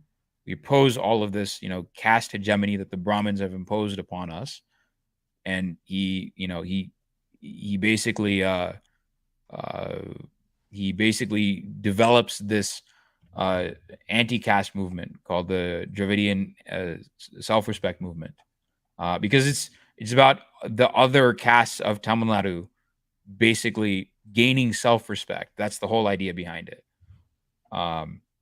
And so, Periyar is a pivotal figure that I don't think is really talked about enough. A lot of the social welfare policies that you're seeing in the Congress manifesto can ultimately be traced back to Periyar, in a sense. You can kind of trace it back to two people, Periyar and Anadure, C.N. Anadure, who was the guy that took these Dravidian politics into electoral politics. That took, because Periyar basically, his ultimate, which is actually it's a stance that I believe, I personally believe, and I'm personally speaking I'm more sympathetic to the anarchist school of thought, but he basically said, I'm not going to wait for a political party. We're going to make change here on the ground. And he did actually cause a societal shift in Tamil Nadu just by staying in the grassroots. He's an incredibly pivotal figure that actually most people outside of most people outside of India has never heard of. Now, in northern India, he's shit talked because a lot of the people that are shit talking him in North India are Brahmins that didn't particularly take too kindly to his words, because he's directly challenging their hegemony, and the Tamil Brahmins are not particularly fond of this guy, it's just like Brahmin tears, like womp womp, womp womp. What are you gonna do about it? Yeah, that's interesting. Good question, P-Man. That was great. Okay, I think this is for David. I'll go ahead and just read it. It's from B Clarity Carlton Martin. $2. You're all half my age. One love. Well, hey, thank you. Thank you for making us feel young. Another one for David here from Kowalski, $9.99. David out here like I'm too old to work out, a sign of a weak bloodline. Oh, yeah. Kowalski's throwing down. And you call yourself a mighty man of valor? Shakes my head. Get me your address. I'll send some HGH. It's not too late to get jacked. Damn, Kowalski's coming in hot. Okay, we've got Infinite Content with $5. Thank you, Infinite. Yo, there was a ruling in an MS federal court saying qualified immunity is unconstitutional, could change policing in the United States. I've not heard of this, but that is absolutely massive. I'll look into this. That's actually an encouraging piece of news from the U.S. court system. Unfriend the Atheist with $10 says, hello, humans. Hello, Unfriend the Atheist. I really appreciate that. We have, I think this is for either David or you, Matt. I guess it's for David. Okay, so it's from Benu in Space with $5 Canadian. Please talk about the Intercept's article on Biden's leaked plans for Israel. It seems to be true based on Biden's statements and the Saudi arrests. I personally cannot speak to this because I have not read that article. I'm not sure if any of you are familiar with it. Yeah, so unfortunately, I'm guessing David covered the. Yeah, we cannot talk about this. But shout out to the Intercept article. Go check that out because I don't want to speak on something that I don't know about. I'm just looking it up now, though, just for later. Yeah, for sure. It seems important. We've also got Tokyo Hans. This is for you, Matt, I believe. You skipped somebody. Did I? BC Clarity. BC Clarity. Oh, this is the. This was for you. I thought it was for David Dole. Okay. Oh, you read it? Yeah. I thought this was for my David bad. Dole. I heard you say David, so I tuned out. Oh, okay. How dare you accuse me of skipping BC Clarity? I think this one is for you, though, right? Yeah, Tokyo Hans with a super chat. As Cav mentioned, politics going back to the 80s and 90s, culture wars in the UK and US. They might as well bring back Crystal Pepsi. I miss it. Right. I mean, it would be one of the bonuses, right? I mean, there also Saturday morning cartoons of the 80s and 90s. I enjoyed tremendously. Bring those back. Yeah. I mean, I guess with the X-Men back on Disney Plus, I already got one of my faves. But bring back the Sonic show with Princess Sally. That was good. Give me the Pee-wee's Playhouse show on TV, so I don't have to go find it on whatever streaming platform it's on now. It always changes. What other? But you get the gist. This is either for you or David, Matt. It is for me. Winners and losers with a super chat. Hi, another 38 minutes of Tell the Truth Jank. My doc about TYT's union is out. Ooh, gets into the working conditions we faced and why we organized in secret. Oh, this is for someone who worked at TYT. Winners and losers. Huh? Okay, interesting. I'll have to check that out. Check that out. Yeah, thank you. Okay, another one for you. Not for me. Oh, okay. So it's for David Dole. Tokyo Hans with 1,000 yen. Here's a little something to a fellow dad. If a three-year-old. Okay, see, that's how you should have known it's not for me. I don't have any 3-year-olds. My kids are 5 and 8. Okay. I tried picking him up the other day and threw out my back. Just turned 40, and it isn't starting out well. See, I have to push back on this. I wish David was still here when I was able to do it. I thought we'd This episode really we went deep into when Cav was on into UK and then deep into India politics. This is like the most substantive episode we've had in such a long time. Yes, this was a really so now I'll get to the silly stuff. I have to push back on David here and say that yeah, I'm feeling my age, I guess, physically, but I also, as long as you keep active like I do, and David apparently doesn't. Shots fired. You don't have to be in bad shape. All right, so we have Nadia, new member. Thank you so much, Nadia. Appreciate that. Welcome. We have a couple from Michael Gregory for me. This is $5 Canadian. Apparently, the Japan Communist Party has had double-digit seats in Japan's parliament. Okay, interesting. Known as the National Diet. Another one, I have given a lot of super chats. Zach and Gavin's the Vanguard. Well, hey, that's money well spent because they're great kids. Those are my nephews, by the way, if people don't know. We're actually related. What? Really? I'm just kidding. No. Oh my god! I was like, I had no idea. Yeah. I call basically anyone who's younger than me niece or nephew because I got a lot of nieces and nephews, so I'm Uncle Mike to a lot of people. I'm kind of dating myself by doing that, but another one from Michael Gregory. I'm a Leninist, Trotskyist, and a supporter of a group called Bolshevik Tendency. Well, good for you. Thank you for the super chat. This one's for you, Matt. That is for me. Rolando Capalleja with a $10 super chat. Thank you. Matt, please accept this super chat as condolences to York Rangers season ending. Defeat instinct at present, but the pain will heal over time. There is always next year. Yeah, it was disappointing because also I had done the math. And I was 8 years old when the Rangers won their last Stanley Cup in 1994. And it's been exactly 30 years since. And my son this year is also 8 years old.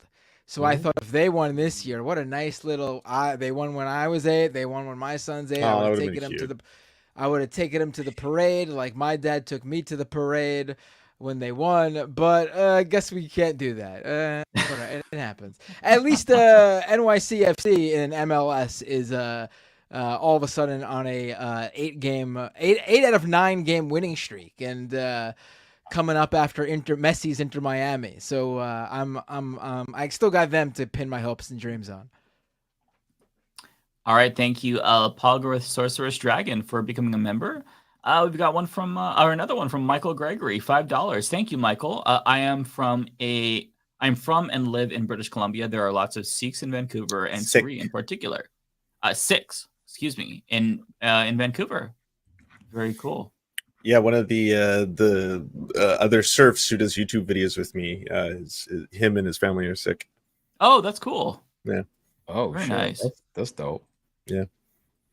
Yeah, I have some tea on the Sri Lankan the Sri Lankan communist parties and the Indian communist parties, but that's like maybe for later. But it's not good. It's not good.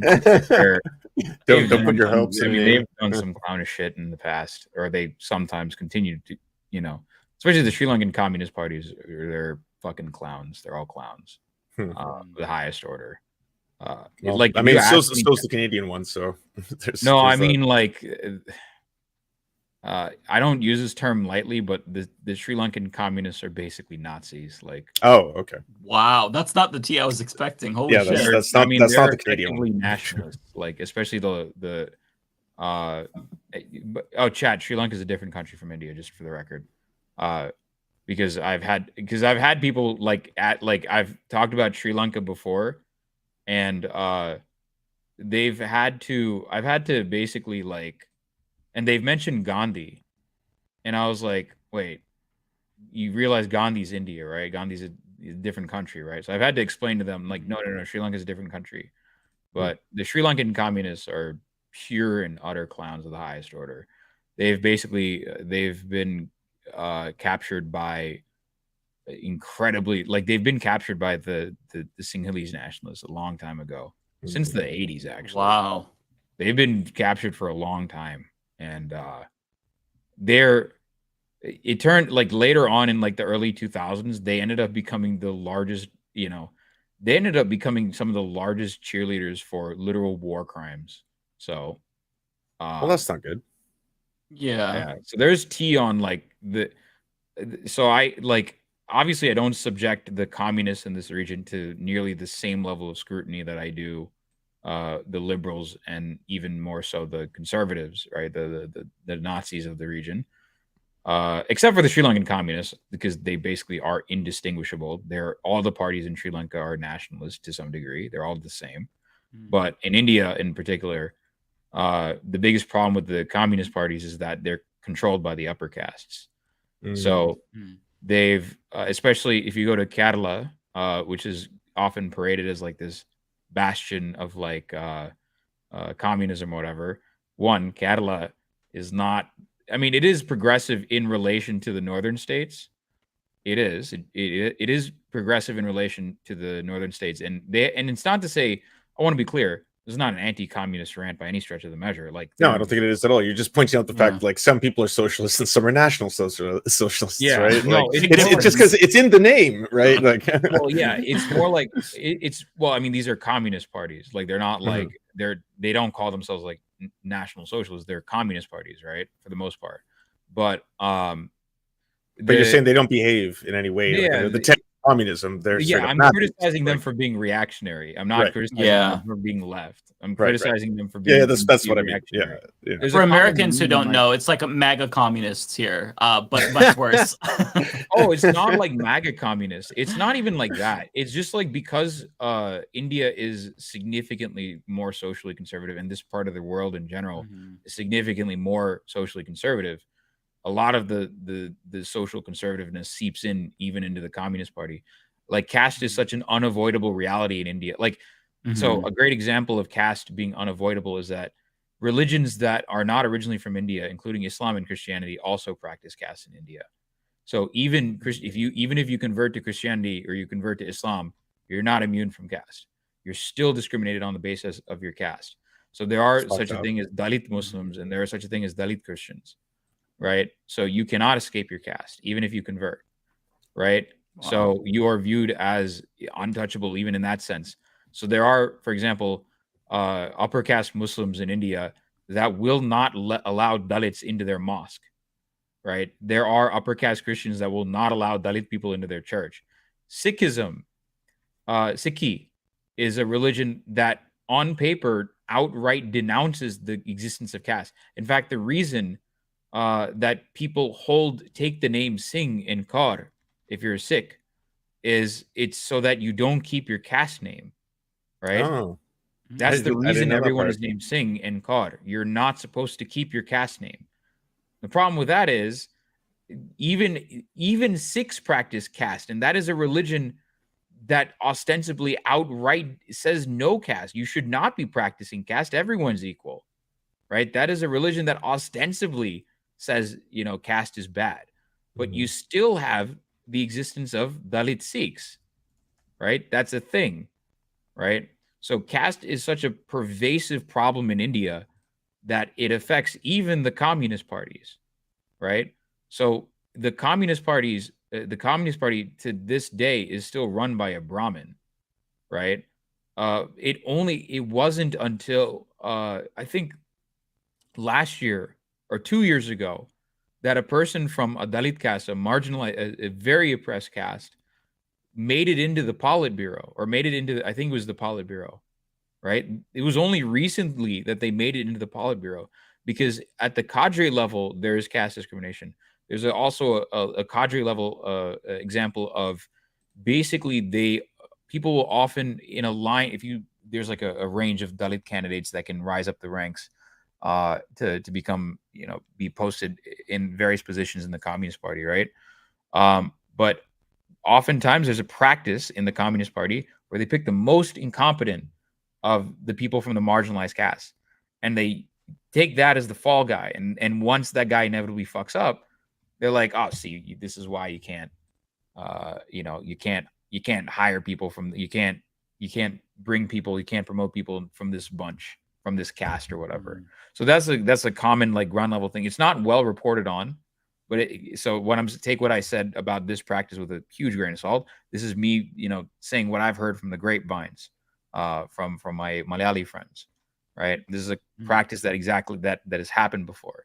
So caste is such a pervasive problem in India that even the Communist Party is run by the upper castes, right? There's very few parties, aside from the Ambedkarite parties, that are run by Dalits that directly attack, that whose main thing is to attack caste in India, right? Unless it's those parties, every party in India has a problem with caste. Even the guy that runs my home, the party that runs my home state, the DMK, right? Chief Minister, the leader of my state, by the way, is named Stalin. Like his name is Stalin, MK Stalin. His party are basically social democrats, liberals, capitalists, right? They recently tried to pass a law that would extend the working day to like 12 hours instead of 8. They used to be progressive at some point. Yeah. Very stupid. Not subtle at all.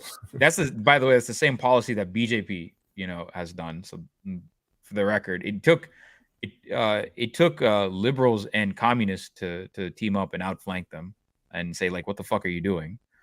But even the DMK has problems with caste, and their DMK is actually their party that more directly attacks, caste, that more directly attacks Brahminical hegemony, because there's a huge problem with dominant castes in Tamil Nadu. No, not Brahmins per se, but the landed dominant caste of Tamil Nadu basically having a huge presence in DMK as well. There's a huge problem there too. So that's how pervasive caste is. Even the communist parties aren't safe from it. Even progressive movements are not safe from this, right? So you'll have communist, thinkers and speakers and whatnot, and they're all Brahmins, right? West Bengal has the exact same problem, right? West Bengal is the other main state that has been run by the communists, the CPIM in particular, right? They have the exact same problem. They have for a long time, the CPIM was run by, landowning castes and Brahmins for a very long time. It's always been this way. So that's basically the T of the communist parties in India. It's like they're effectively captured by the upper castes, right? In India. The only and CPI and CPIM is even like they don't have any traction whatsoever, even though they're headed by a Dalit person. CPIM has no traction whatsoever. CPI has no traction. CPIM is they're the most popular party, the Communist Party in India, and probably in the subcontinent actually. But they're run by dominant castes, and they're run by upper castes. And so when you bring up caste issues, they're like, shh. For example, just recently in Kerala, the Devaswam cultural minister of Kerala, faced caste discrimination in a temple, right? It was earlier this year, or it was like earlier last year. And the Kerala government, which is run by communists, they're like, oh no, our Devaswam minister got, discriminated by his caste. He's a Dalit dude. He got discriminated by his caste. He's like, oh no, what do you do? And then guess what the communists did? They did fuck all about it. They did nothing about it. So it is so pervasive. Like, it is so incredibly pervasive in India. That's how. Was Jayalalitha any good? Fuck no. The answer is next super chat. Was Jayalalitha any good? Aside from some of her welfare schemes, fuck no. No, she had a crazy cult of personality, and she had an incredibly oppressive environment in Tamil Nadu. Fuck no, she wasn't. She was an awful chief minister. She's literally one of the worst, if not worst, chief ministers of Tamil Nadu. Okay, there's a dude who Modi's cult of personality is already bad, right? But Jayalalitha Jayalalitha is a former chief minister of my home state, right? She died I think several years ago or something like that. And the thing with Jayalalitha is that she had such a crazy cult of personality. There was a dude, this got pressed. There's a dude who just to simp super hard for her, he had himself nailed to a cross. There's a karate teacher. Unironically, that wanted to simp so hard for her. He was like, I love you, Jayalalitha. I love you so much. I love you. You are my favorite. You are my favorite, chief minister. You are the greatest. And her nickname in Tamil Nadu that we call her, well, I don't call her that, but people that her supporters call her is Amma, which means mom. They call her mother, unironically. They call her mom, right? That's her nickname. Her nickname is mom, right? So they're like, Amma, I love you. Mom, I love you. And then they literally, this karate teacher fucking nails himself to a cross and he passes out from the blood loss. I mean, the game's the game, Honestly, respect to him. No. And the funny thing about the entire thing is Jayalalitha got caught wind of that. And then she wrote a letter to the guy saying, you are incredibly creepy, sir. Please never do this ever again.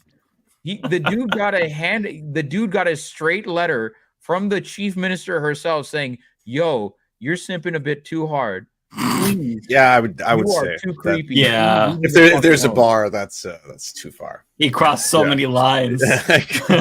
Oh, Jesus for you, baby! Our politics don't do this. Crazy. Don't do this shit. Oh my god! Like I said, our politics are next level crazy. Like it's just is like our movies are crazy. Our politics are crazy. Our news is crazy. Goddamn. It's entertaining, though. I guess there's one. It's deeply entertaining. Like that's the one saving grace about Indian news. Like I like, it's just deeply entertaining. Okay, I think we're here, and I want to say that this one is for. Also, Matt. I think I'm gonna drop, guys. It was great. It was great to be here. I appreciate you guys for having me. Thank you so much. Pleasure having you on. So much. Thank you for coming. Yeah, it was great having you. Any episode where I can sit back and learn. A, I love it because I'm learning, and B, I love it because I'm not doing any work. Binder just likes unpaid labor. That's what you're into. Yeah. I'm here as a viewer almost. This episode. And the viewers are clearly love it because we never have 1,100 people still watching past like 8 o'clock. So really appreciate you. If you guys want to learn just more brain rot and you also want to partake in just perpetual madness, you should follow me. Like absolutely. If you want to, if you want to just like partake yourself and you want to slowly lose your mind over a protracted long. Oh yeah, Hansi, I already read your super chat a long time ago. That's wild. But yes, I cover South Asian politics over at twitch.tv/EarnUnknown. I'll be live. I think I'll definitely be live this weekend. That's when I stream. I stream weekend mornings, 10 a.m. Eastern Standard Time. And I usually go for however long. Usually weekdays, I haven't streamed all that much, but the previous week I started doing video games a little bit. Paper Mario just released, so I'm playing that. Hell yeah. And on top of that, this Tuesday, Monday was the Indian election, so I had to cover that. And there's clips of me. Actually, if you want, I can send you like an example of like what the Indian news coverage was like just to give you an idea of like what I was like staring at for like 7 hours. Because it's also pure. This is also just pure insane. It's just also pure insanity. Let's see if I can't find it. Here we go. Let me see. Share. I think it's this. This is also pure insanity. Wait, why is this muted? Yeah, this is the election coverage, just for the record.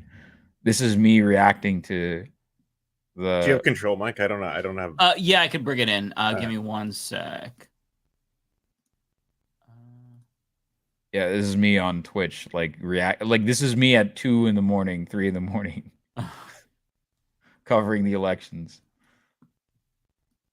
जो उम्मीदवार राम जी हैं वो जीत गए और वो आए थे RLP से हरीश चौधरी लेके आए थे दिलचस्प नहीं है विनोद जी कि हमने बाड़मेर में रविंद्र सिंह बाटी की रैलियों में जो जबरदस्त जन सैलाब देखा, उसके बावजूद वो लेकिन हम चर्चा करते थे मैं एक सेकंड मेरा इसी सीट पर आऊंगी। रायबरेली से राहुल गांधी और अब काशी से प्रधानमंत्री नरेंद्र मोदी की लीड हो गई है 87,000 वोटों की। नृपेंद्र मिश्रा के बेटे जो कि प्रिंसिपल सेक्रेटरी थे प्रधानमंत्री के, उनके बेटे आगे दिख रहे हैं। रायबरेली से राहुल गांधी जो उम्मीदवार राम जी हैं। You know what they were doing? You were getting sleepy, and that alarm woke you up because that was very sharp. Yeah, I was. That literally was. Yeah, I was like getting sleepy, and I was like, "What the fuck, bro? What are you people doing?" Like that's how Indian news. That's normally how that looks. By the way, if it looks like it's just slot machines, and it looks like it's too much information overload, like it was made for my ADHD. I'm like, oh, there's so much to concentrate on. There's so much going on all over the place. It's colorful. Like, that's how it is. That's how it always is. Like if you want actual like sane stuff, you have to go independent. Like if you want quiet like stuff that you would see like just normal election coverage, you'd actually have to go independent. Indian news is like they do this all the time. I love it in a way, but like it's got to be exhausting at some point.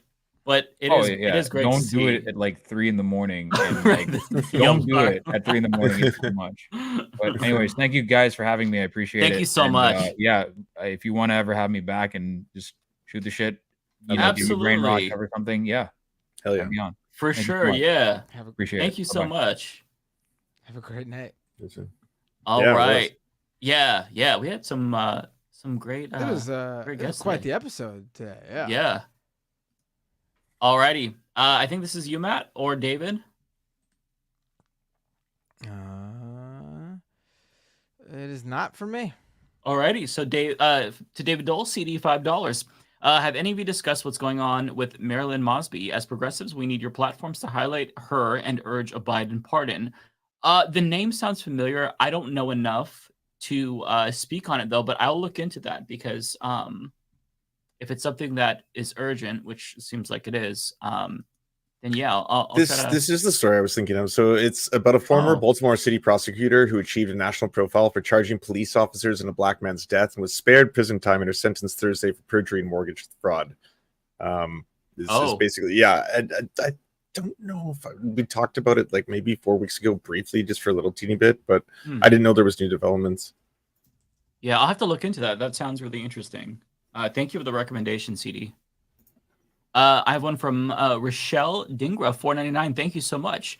Watch the documentary Final Solution. It's about what happened in Gujarat. It's long, but worth the watch, and maybe uploaded to YouTube. Okay, yeah, that's. Thank you for the recommendation. I'm sure a lot of people now want to know more. So yeah, nice to know what is good and what's not. Okay, so we've got one from Cosmere Dragon here, either for David or Matt. This is for me.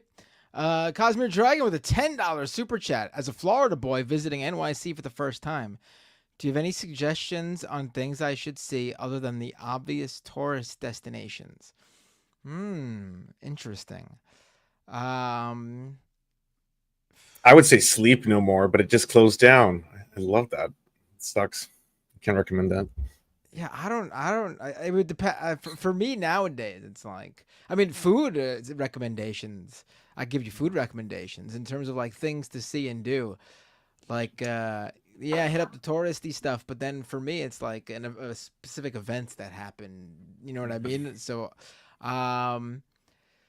you want to check out the usual tourist things. You want to check out the Empire State Building, Statue of Liberty, blah, blah, blah, blah. If you want something fun and free, the gardens that are built on those railways are really cool in the meatpacking district. Those are a really fun tourist thing to see. That's not going to cost you any money, unlike a lot of other things in New York. Oh, also the speakeasies. There's this place that sells like these unreal hot dogs, and then they've got a phone booth inside the place, and you talk on the phone, and then you're like swordfish, and then they let you into a secret speakeasy back there where they have like this off menu, and that's also really cool. You've probably seen it on it's probably better to ask someone who recently came to NYC.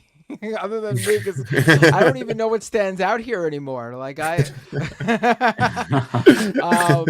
also, where are you going in NY? I'm guessing you're going to Manhattan, right? If you planning on going to the outer boroughs, let me know. But yeah, I mean, catch a Yankees or Mets game while you're here. Uh, food Try to get in wise, the audience of Total Request Live. I hear that's a hoot. So oh yeah, that was a big thing back. If you're also traveling in a time machine, be sure to check out. You're welcome. You can go see John Oliver. Go watch John Oliver. It's free. Oh, there you go. Yeah. Right. Yeah. Dave from Jamaica is in the chat telling me to tell him about the Malaysian chicken joint, but that's in Flushing, Queens. When Dave from Jamaica came for a visit, I told him to meet me in Flushing, Queens, and I showed him a good spot. But I mean, if you want jerk chicken, go to Flatbush. Like, I don't even need to recommend a specific place. It's like every block, there's like 4 or 5 incredible places. Flatbush has a lot of good food. Right. It's yeah. Check out the High Line. That's something to do. I actually have not been, but I hear it's.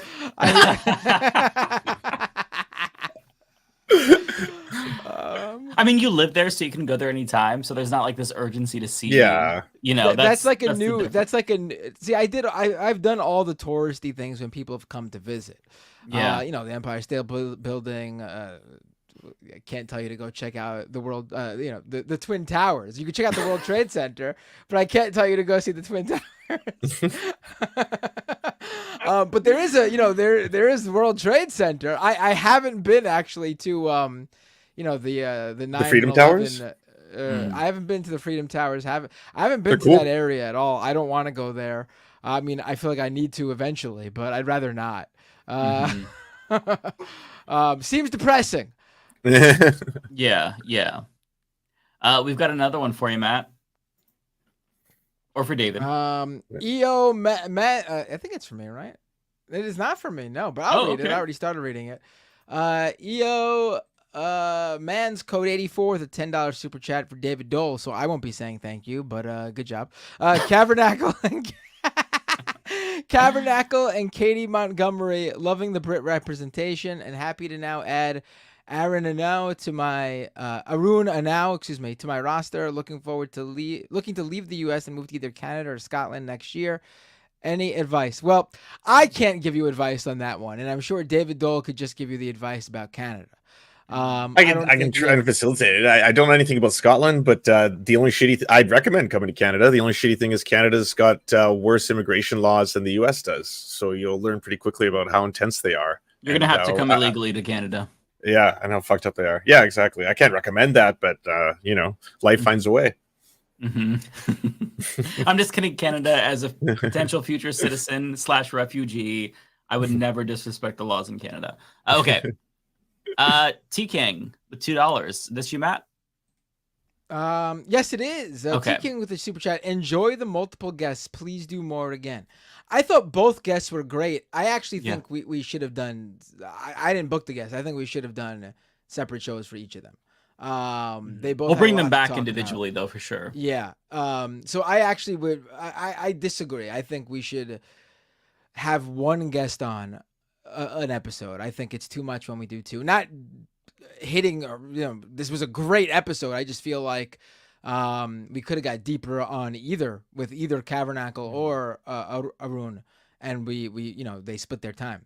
But we'll have them both on again for sure. Yeah.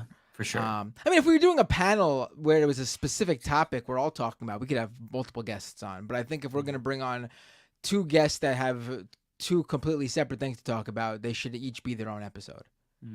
Both are very timely because of the elections. But yeah, I agree. I think that we'll split it up if it's really big topics like that. The next one here is from 180K Chan, $5. Thank you. I'm just going to take my leave before y'all keep going because I got to take Chico out. He's looking at the door. I love you both. I'll see you next Thursday. All right, take care, man. Right, yeah, see you next Thursday. All right. I live in Phoenix, Arizona, and it seems politicians curbside advertising, not stating what party they're affiliated with. Yeah, that's interesting to me. They probably get a sense that both parties are not popular and they're trying to not turn off people who see a particular label. So, yeah, I'm curious to know how that works for them. I do have another one. This is for Boggled Canuck. It's just $1, no message. Oh, there's a follow-up. Okay. $10. Thank you, Boggled Connect. Oops, let's try that again. Search up Rob Schneider, Regina. You'll love the results, Mike. Best. Let me do that really quick. Rob Schneider, Regina.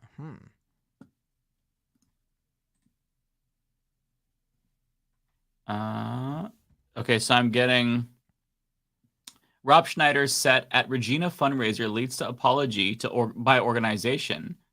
Oh, Rob Schneider booed, pulled off stage during charity. It keeps happening to him. My God. That's funny. I'll have to look into that further. Okay. We've got another one here. Guamu with a super chat. I think that's 100 Mexican pesos. Thank you, Guamu. The Kavernacle showing Leftist Mafia that there's no reason to be afraid of close-ups. He does have a close-up camera setup. You know, if I had it set up in the with the camera position, it probably would look better. I don't like just the zoom that StreamYard does when it's like this. That's too much. You would have to set up the physical camera in the right angle if you're going that close. Like he had it set up at an angle. I don't need the close up straight on like this. It's like it's zooming in way more than the camera itself would too when we do that. Right, so it just is very. So I'm not anti close ups. I'm anti how StreamYard zooms into this angle. So we have one from Taco Facefart, $2. What politician has the nicest feed? I don't know. I don't think I've ever seen any of their feeds, but I could tell you who has the grossest feed, and that'd probably be John Fetterman. Easy question there. In terms of who has the best feed, I don't know. It's something that I've never thought about literally until this very moment. I'm sorry, but I'm not even gonna. Yeah, I'm not a foot guy, so I couldn't tell you. We do have no message here from Beautiful Machines. Oh, Beautiful Machines. That's for me. Thank you so much. Is that $7.99 Australian? Wow. Seems like it. I think it is. We've got Andrew S. with $5. Thank you, Andrew. Happy Pride. Parasocial question for the guests. What types of media are you enjoying lately? So for me, I honestly have not really been watching as much political commentary, but when I do watch it, it's usually Kyle or David. But I watch a variety of things, some gaming YouTubers, Spawnwave. I watch some Lego YouTubers, Brixie, Emmasaurus. I watch a variety. I appreciate that, Mike. Thanks for the shout out. Well, hey, that wasn't a diss. Yeah, I don't watch all that much political commentary, but when I do, it's definitely not Matt Binder. No, I absolutely do tune into you when I do catch you live. I did tune into you when you had a dude doing a Trump impression that was funny as hell because it sounded exactly like Trump, but like a prepubescent Trump, and it was very entertaining. Thank you. I appreciate that. If I catch you live, I absolutely tune in. Okay. How much Humanist Report videos have you watched lately? Huh? Oh, I don't even pretend to watch you. So. That's fair. No, I do. Usually it's whatever pops up when I log on to YouTube. That's kind of how it is. Yeah. I don't really go to. I'm subscribed to your channel, so I get your stuff. And if something pops up and I'm like, ooh, I want to know about this, I do watch. Yeah, it's the same way for me. Like if I'm just queuing up, I have YouTube Premium, so I have like a queue. I just find a bunch of things, add it to my queue, and cycle it. It's whatever's in my like subscription feed or something like that. Or if somebody's live, I'll just click that. So it's just if I happen to be, listening or watching at the time. It just depends. Look, in the chat right now, Schoolie Mom says, I catch Binder on Majority Report. Never remember he has his own channel. Great. That's awesome. Thank you. No, I do appreciate you watching me no matter what, wherever it may be. But I do have my own channel. It is, I will be honest, the reason the channel is not that big, I've grown this channel strictly via live streams, which is not the usual way to grow a channel. Which is impressive to grow that much through live streams, though, honestly. because that's Thank tough. you. I appreciate that. I get no growth through live streams, so I do need to and I am gonna do it. I'm getting set up. I'm actually configuring some stuff so it'd be easier for me to do quick videos and just like get them up. Yeah, for me, I don't watch live streams just in general as much, but I always watch clips. Like I'm never able to catch Majority Report live or when you're on Majority Report. But if there's a clip, then that's how I end up seeing it. So yeah, it depends on how it's available, really. Okay, so we've got Wanda here. I think this is for you. Wanda M, thank you so much, Wanda. This was an amazingly international masterclass. Well done, Leftist Mafia and guests. I mean, it was all the guests this episode. Like, really, we did nothing. We didn't even ask that many questions. I think like each of us asked one question. Like they just knew, and then they took like questions from the you guys. You guys asked more questions than us. You guys, like this was our guests really took the reins, especially Anu. He really shined. I didn't know a lot of this stuff. It's not like with Indian politics, I'm completely like I just know that Modi bad.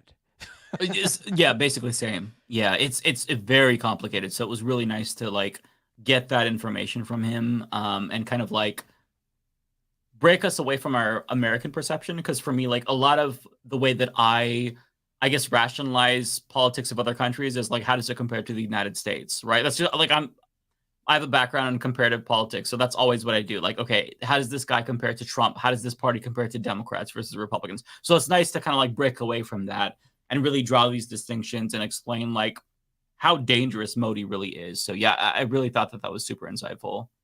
Yeah. We've got one super sticker here.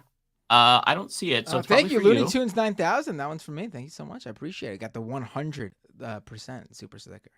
Oh, nice. And Tokyo Han sends me 1,000 yen. Thank you, Tokyo Hans. Just want to throw some love over to my favorite gay streamer in Pride Month. Well, thank you so much. I appreciate that. JCass, $2. Thank you. Tried Tres Leches cake yet? I have not. It's amazing. It's awesome. It's wonderful. I really need to. The best. It is my favorite cake. It's really good. It's my favorite. Might be my favorite. It's up there. One of my favorite desserts. It's hard as an Italian. It's hard for me to discount the cannoli, or So I had to stop myself before I said it was my favorite, but it's definitely up there. Probably. I'm not saying cannoli is my favorite either. It's just they're both up there. Mm-hmm. No, cannolis are good too. Yeah, I'll have to try. You know what? If I do try it, I'll get back to you. There is a new place that opened. There's a number of different types of tres leches, from what I understand. Based on, I live in Queens. Go to Jackson Heights. That's where you get a good tres leches. But there's each, depending on where they're from, the concept of the cake is the same, but the style is different depending on where the background of the restaurant. The best one I've ever had, it was from a Colombian restaurant. Okay. Yeah, as soon as I can, I'll try it. I feel like I'll have a chance to try it soon. Hold on, someone in the chat just said cannoli are Sicilian, not Italian. It's the same thing. What are you talking about? Okay, I think this is for you. Tunbosin with a super chat. When your governor is so finicky, they dumpster a 20-year transit plan made to gridlock traffic and emissions. Hochul is a muppet and duck Eric Adams. We talked about it a little bit on the Majority Report today. This is insane, and I feel like it's too late to sort of go into this now. Maybe we'll talk. This is going to be an ongoing issue, so maybe we'll dive deeper into it next week. But basically, there was. Are you familiar with what happened here, Mike? No. Okay, so New York City was finally about to roll out the first in the nation congestion pricing in New York City at the end of this month. Basically, if you were to enter via car, if you were driving to Manhattan below 60th Street, you would be charged a $15 fee, like a toll. And this was going to be used to fund MTA work on public transit Studies showed it was going to be great for New Yorkers, for their health, for the environment, for public space. And this was ready to happen. And then all of a sudden, Kathy Hochul comes out yesterday and says that she's scrapping it. It's postponed indefinitely. Oh, just wow. like that. It's unclear exactly why. Their reasoning is it's going to hurt small business. It's an excuse they use for literally everything. Tourism isn't back to where it should be due to COVID. What about the working class who drive into the city? There's no working class that drives into Manhattan that isn't like doing it for their job. And then that means their employer will pay for the fucking toll. I mean, no one drives into Manhattan for work during the weekdays at the very least. And even Saturday and Sunday, they don't really. Every worker takes public transit, especially in Manhattan. I have a car in Queens because I'm far out in the outer borough here. I'm in Eastern Queens, which is like close to Long Island. And I have a car to get around here. I maybe drive to Manhattan because a family member lives there. Maybe 6 to 10 times a year. And it's only on Sundays because there is parking on Sundays around that family member, because it's no parking the rest of the days of the week. That is the only time I ever have driven into Manhattan. So the idea that like people are regularly driving them in Manhattan is just ludicrous. Unless it's a business, which that's where the revenue is going to come from. It's totally unclear why she did this. It's a cowardice, worried about a certain voter demographics, maybe. I have no idea. Apparently, there's speculation that Hakeem Jeffries was working in the background to get her to do this. It has been her last minute move, which isn't entirely clear if she even has the legal authority to do this. There's gonna be legal challenges. But everyone I've seen, myself included, but everyone I've seen, from local politicians to New Yorkers, are against this move from her. The only people I ever saw against it are people from New Jersey and Long Island, really. Staten Islanders too. But really like people who don't live in like New York City proper. That I'll have to look into this because that sounds really fucked up. Was it was it passed through a bill and she just like axed it? Oh, this has been planned for decades. There's been numerous studies. It passed like all the different like legislative like city counts, all the stuff that needed to pass. Numerous studies, all the agencies that the boards that needed to give the approval, they all gave it. The MTA had approved it. This was going to roll out. Just years of work just gone. At the end of the month. Wow. There's like stacks of studies. She 2 weeks ago was talking about the how brave it is that this is going to be done. Oh my god. This is so last minute that even she flip-flopped in a span of just a few weeks. It is the most unbelievable thing I have ever seen.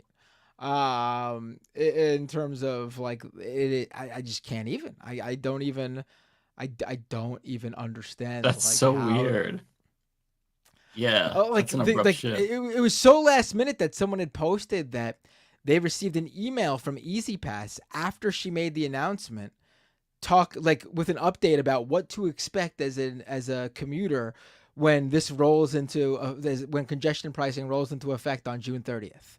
Like, the agencies that were planning it didn't even get advanced warning from her, so that they weren't even able to stop like their email updates to their to their customers. That's wild to me. Jesus. New York Democrats, man. I'm telling, like, people really think like, oh, you live in New York, progressive. No, we really have They're some so of the worst. bad. Really, they are. the most seriously the some of the worst Democrats in the country. Yeah. Okay, so Wanda with $1.99. Thank you, Wanda. Congrats on your new book. I ordered it today. That's so awesome. Thank you so much, Wanda. I'm excited to hear your thoughts on it if you get a chance to read it. Thank you so much. Still Alive with $5. Thank you. A non-serious question for y'all. Has anyone of you played the original Legend of Zelda on NES Famicom? Gamers Unite? Of course I did. I played it when I was really young. I didn't get very far though. I've never like beaten it or anything, but yeah, I played it for sure. This Jay one Cash, for the you. super chat. Shout out to Kav. Great work, bloke. Zia Spots with $5. Thank you so much. It's so weird for the last half to not just be jokes, but I'm here for it. Yeah, sometimes we can be very loud and giggle throughout the episode. Other times it could be serious. We have many suits. So we got that one. And then we've got one from Looney Tunes 9000 with a super chat. Great guests, love the Cav, and I hear Mike is going on the Letter Hack to discuss his book at the end of the month. Oh, are you? Yeah, Letterhack reached out. So yeah, I'll be teaming up with him in the near future. Very nice. Hansi with a super chat. Arun, I'm Ryan Khan's distant nephew, no lie. What? Really? Oh, I think Arun read this on the That's interesting. If they're not lying. We got another one here that was for Arun. Thoughts on Dev Patel's Monkey Kate Man. Hartley says, Arun, thoughts on Dev Patel's Monkey Man? I've heard it was amazing. I haven't seen it. I heard it was good though. Yeah, I'm really excited to see that. Kowalski with $9.99. Thank you, Kowalski. A little disappointed that Arun did not cover more of India's agricultural issues, like the dying glaciers. The North bread is at risk. What's India's climate change position? Is it regional? We'll have to get him back here so you could ask. Yeah. JHL FSC with a $10 super chat. We can have a G side or we can have a G side plus ethnic cleansing by a theocracy in the U.S. Why do some people think it'll be fascism instead of democracy that'll give the left a second bite at the apple? I don't think that. Yeah, I don't think people necessarily think that. I think that they're just really disillusioned right now, and they're trying to find some way to like make their voices heard. Because I haven't seen many lefties be like, "Oh, it'll be better under Trump." Like, there's accelerationists, but I don't think that's a lot of people. I haven't felt this disillusioned and disengaged since like I don't know, maybe like 2004. Honestly. Yeah. Like there's like we are moving backwards on a number of issues that we progressed on in the past decade. There is literally nothing to look forward to. I hate to be doomer here, but like, I'm not saying everything was hunky dory over the past decade, but like where we were losing on one issue, there was a completely separate issue that was on the up, like that was on the rise, like going in our way. I don't see that right now. There's nothing. It's over. Give up. Yeah, I mean, I feel the same way. It's just really, it's a very discouraging time in politics where everything's kind of going to shit. I'm hoping it turns around, but I'll hope in one hand and shit in the other and see which one fills up faster. Okay. Next one here. This one's for you, I think. No, it's not. Oh, so it's a David Dill one. Okay, Randall Smith. Oh, wait, it is for me. I'm sorry. I missed it. I'm sorry. Randall Smith, the super chat. India is a good place with bad leaders like the USA. Listen, all of these places are broadly good places. Like you can't blame the people and for what's going on in a country due to their government. Yeah, you can never ever define a state by its government because I mean, there's really not very many good governments in the world, if any. Right, like there's no such thing as like a bad place due to like the region and its geography and its like broader culture. Mm-hmm. There's always something that they're contributing. Yeah, no, that's a great sentiment though, Randall. JHL Omega says except Israel. I mean, listen, there are good people there. I mean, there's yeah, of course. Again, the same thing does go for Israel. But I get it. But yeah, I mean, they're in there. There are people there who are, you know, who don't agree with what's going on. They're in their America post 9/11 phase. So you don't want to look at public opinion polls right now, just like you didn't want to look at American public opinion polls back then. Omega Shenron Dragon with $5. Thank you, Omega. Hi all, our guests today are criminally underrated. Agree. So much international politics, so much history. Also, have you reached Fishman Island yet, Mike? Literally, the last episode, they just reached Fishman Island. Of course, referring to One Piece for those who don't know. So I'm very excited to see where it goes, because this new era in One Piece has been incredible. Kuya Damon with a $10 super chat. Happy Pride from a Gaysian. Caught a bit of your coverage of your Epoch Times yesterday. They got weird billboards here in California saying #1 trusted news and a random guy's pic with no name underneath. Wait, I think I've seen this. They're very dystopian looking and just very bizarre. Hold on. I've seen them on Reddit. Is that not so insane? Oh, I gotta pull this up. It is really funny, actually. How do I even here? I'll just send it to you, Mike, and you go pull ahead. it up.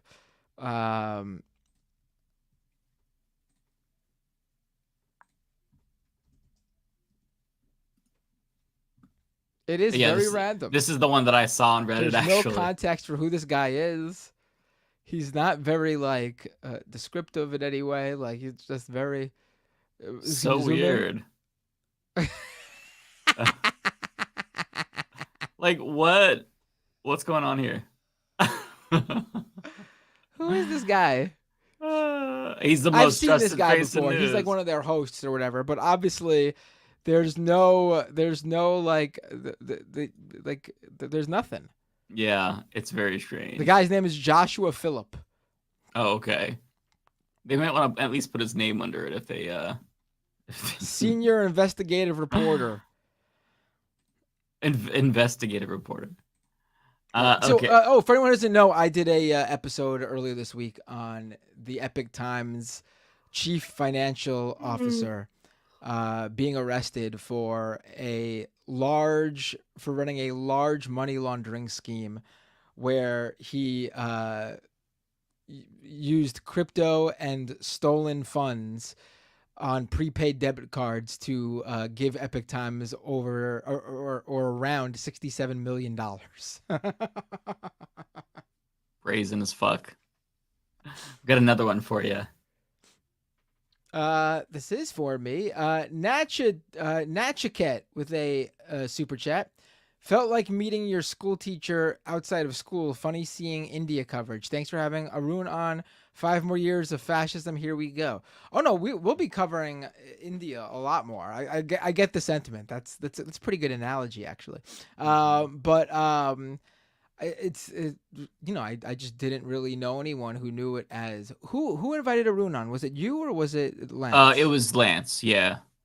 I didn't know of anyone who had such deep knowledge from this perspective, from our ideological perspective, and it was great. Yeah, it's so fascinating. Yeah. Because there's so I had a very surface level understanding of Indian politics. So it's really nice to be able to pick his brain. Because there's a lot going on, and him having knowledge in other countries as well is also really, really awesome. Got a super sticker for you. Oh no! Wait, on my AirPods just died. Hold on. Hello, do you hear me? Yeah. All right, I hear you through one of them now. Okay, we could keep going. We could do it. You got to charge one. Yeah, it happens. I think the super sticker is for you. Is it? It is. It is not. It's not for me. Oh, okay. Well, it's for David Dole then. I can't see it, but thank you for the super sticker regardless. Also, we've got one for Lance from Tokyo Han. Some money for my favorite buy streamer in celebration of Pride Month.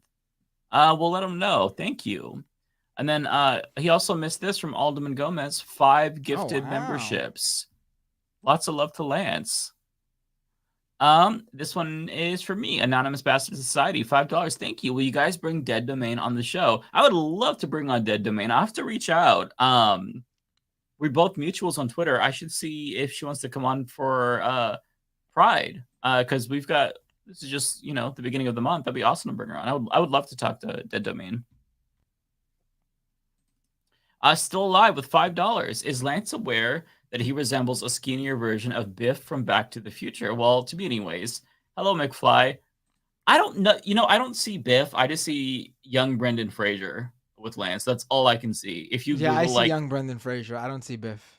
Yeah, if you Google like 90s Brendan Fraser, I mean, it's, and you put a picture of Lance next to him, I wouldn't be able to tell the They difference. look very similar, yes. Yeah, you could fool a lot of people. Lizzie Bennett with $5 about jerk chicken in Flatbush. Check out Little Caribbean area of Flatbush. How I know this? My husband's Caribbean. Highly recommend. Okay, well, there you go. So whoever sent that earlier, there you go. Anupam with $9.99. Thank you. How has the Nehru Gandhi family been able to stay in control of ink for so many years? Does that have something to do with their current unpopularity? This is definitely something that's above down my pay for you really grade. quick. Unfortunately, you missed Arun. He would be able to answer that for you. Yeah. I can't even wing it, honestly. I can't even. There's nothing I could. I mean, I could use my improv, my improv yes and knowledge to just completely give you an answer that will be totally made up and inaccurate. But I don't think that's what you want. Yeah, I'm sorry that we missed this, Anupam. Appreciate the super chat though. If we bring back on Arun in the near future, you'll have to type that in the chat. But like, you already paid $10, so just like remind us, like, hey, I sent in the super chat, but you didn't get to see it. So that way we can let him answer that question though. This one's for you. Guamu with a super chat. Matt, I'll man up and try to call you next show. I still have to vent about the Mexican election. Right, please do. Oh yeah, that'll be interesting. Another one for you. T-Types with the super chat. I saw a seis leches cake advertised at a local business last week. Ooh, double the leches. Okay.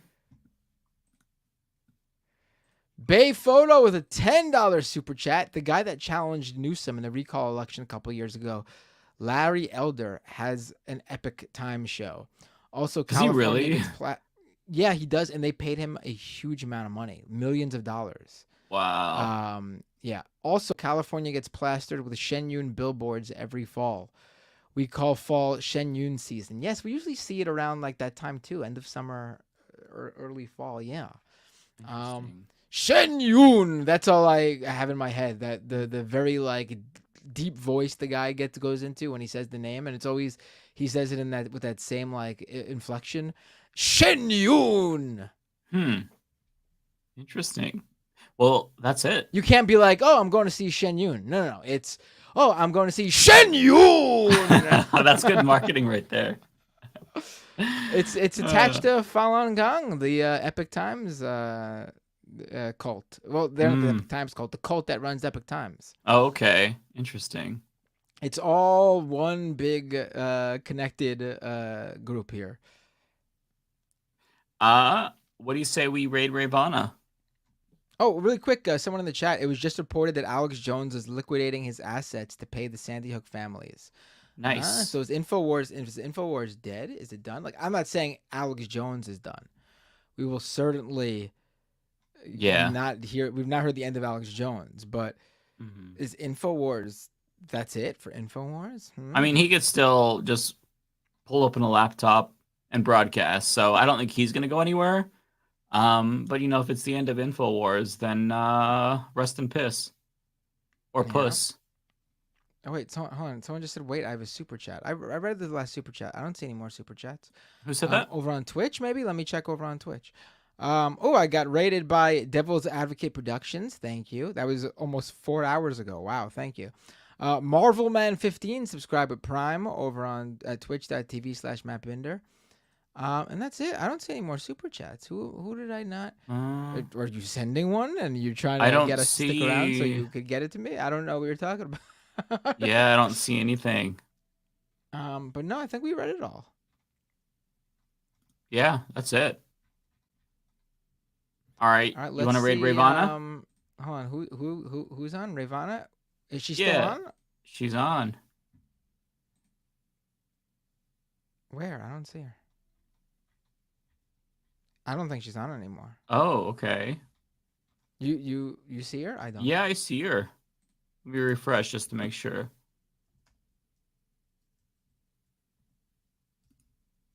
She's okay, yeah. I refreshed and she's gone. She must have just ended her stream.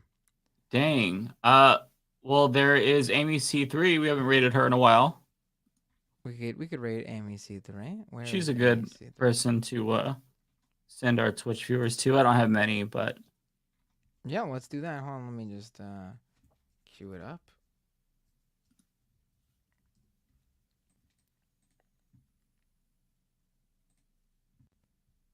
Oh, here we go. Hey Matt, hi from the Bronx. Super Platano man. Hi, hey Matt, hi from the Bronx. I remember you in your band days. Whoa, awesome! Wow. We got to talk. Reach out during my stream, and we'll see what you know me from. And cool. Wow. All right, ready to raid? Let's do it. Oh wait, where is my? I lost the thing. Oh, I forgot to press the start raid button. Did you do it already? I already raided her, yeah. All right, hold on. 7, 6, 5. All right, everybody. Take care. Have a great night. Hold on, I'm hitting it right now. Take care, everyone.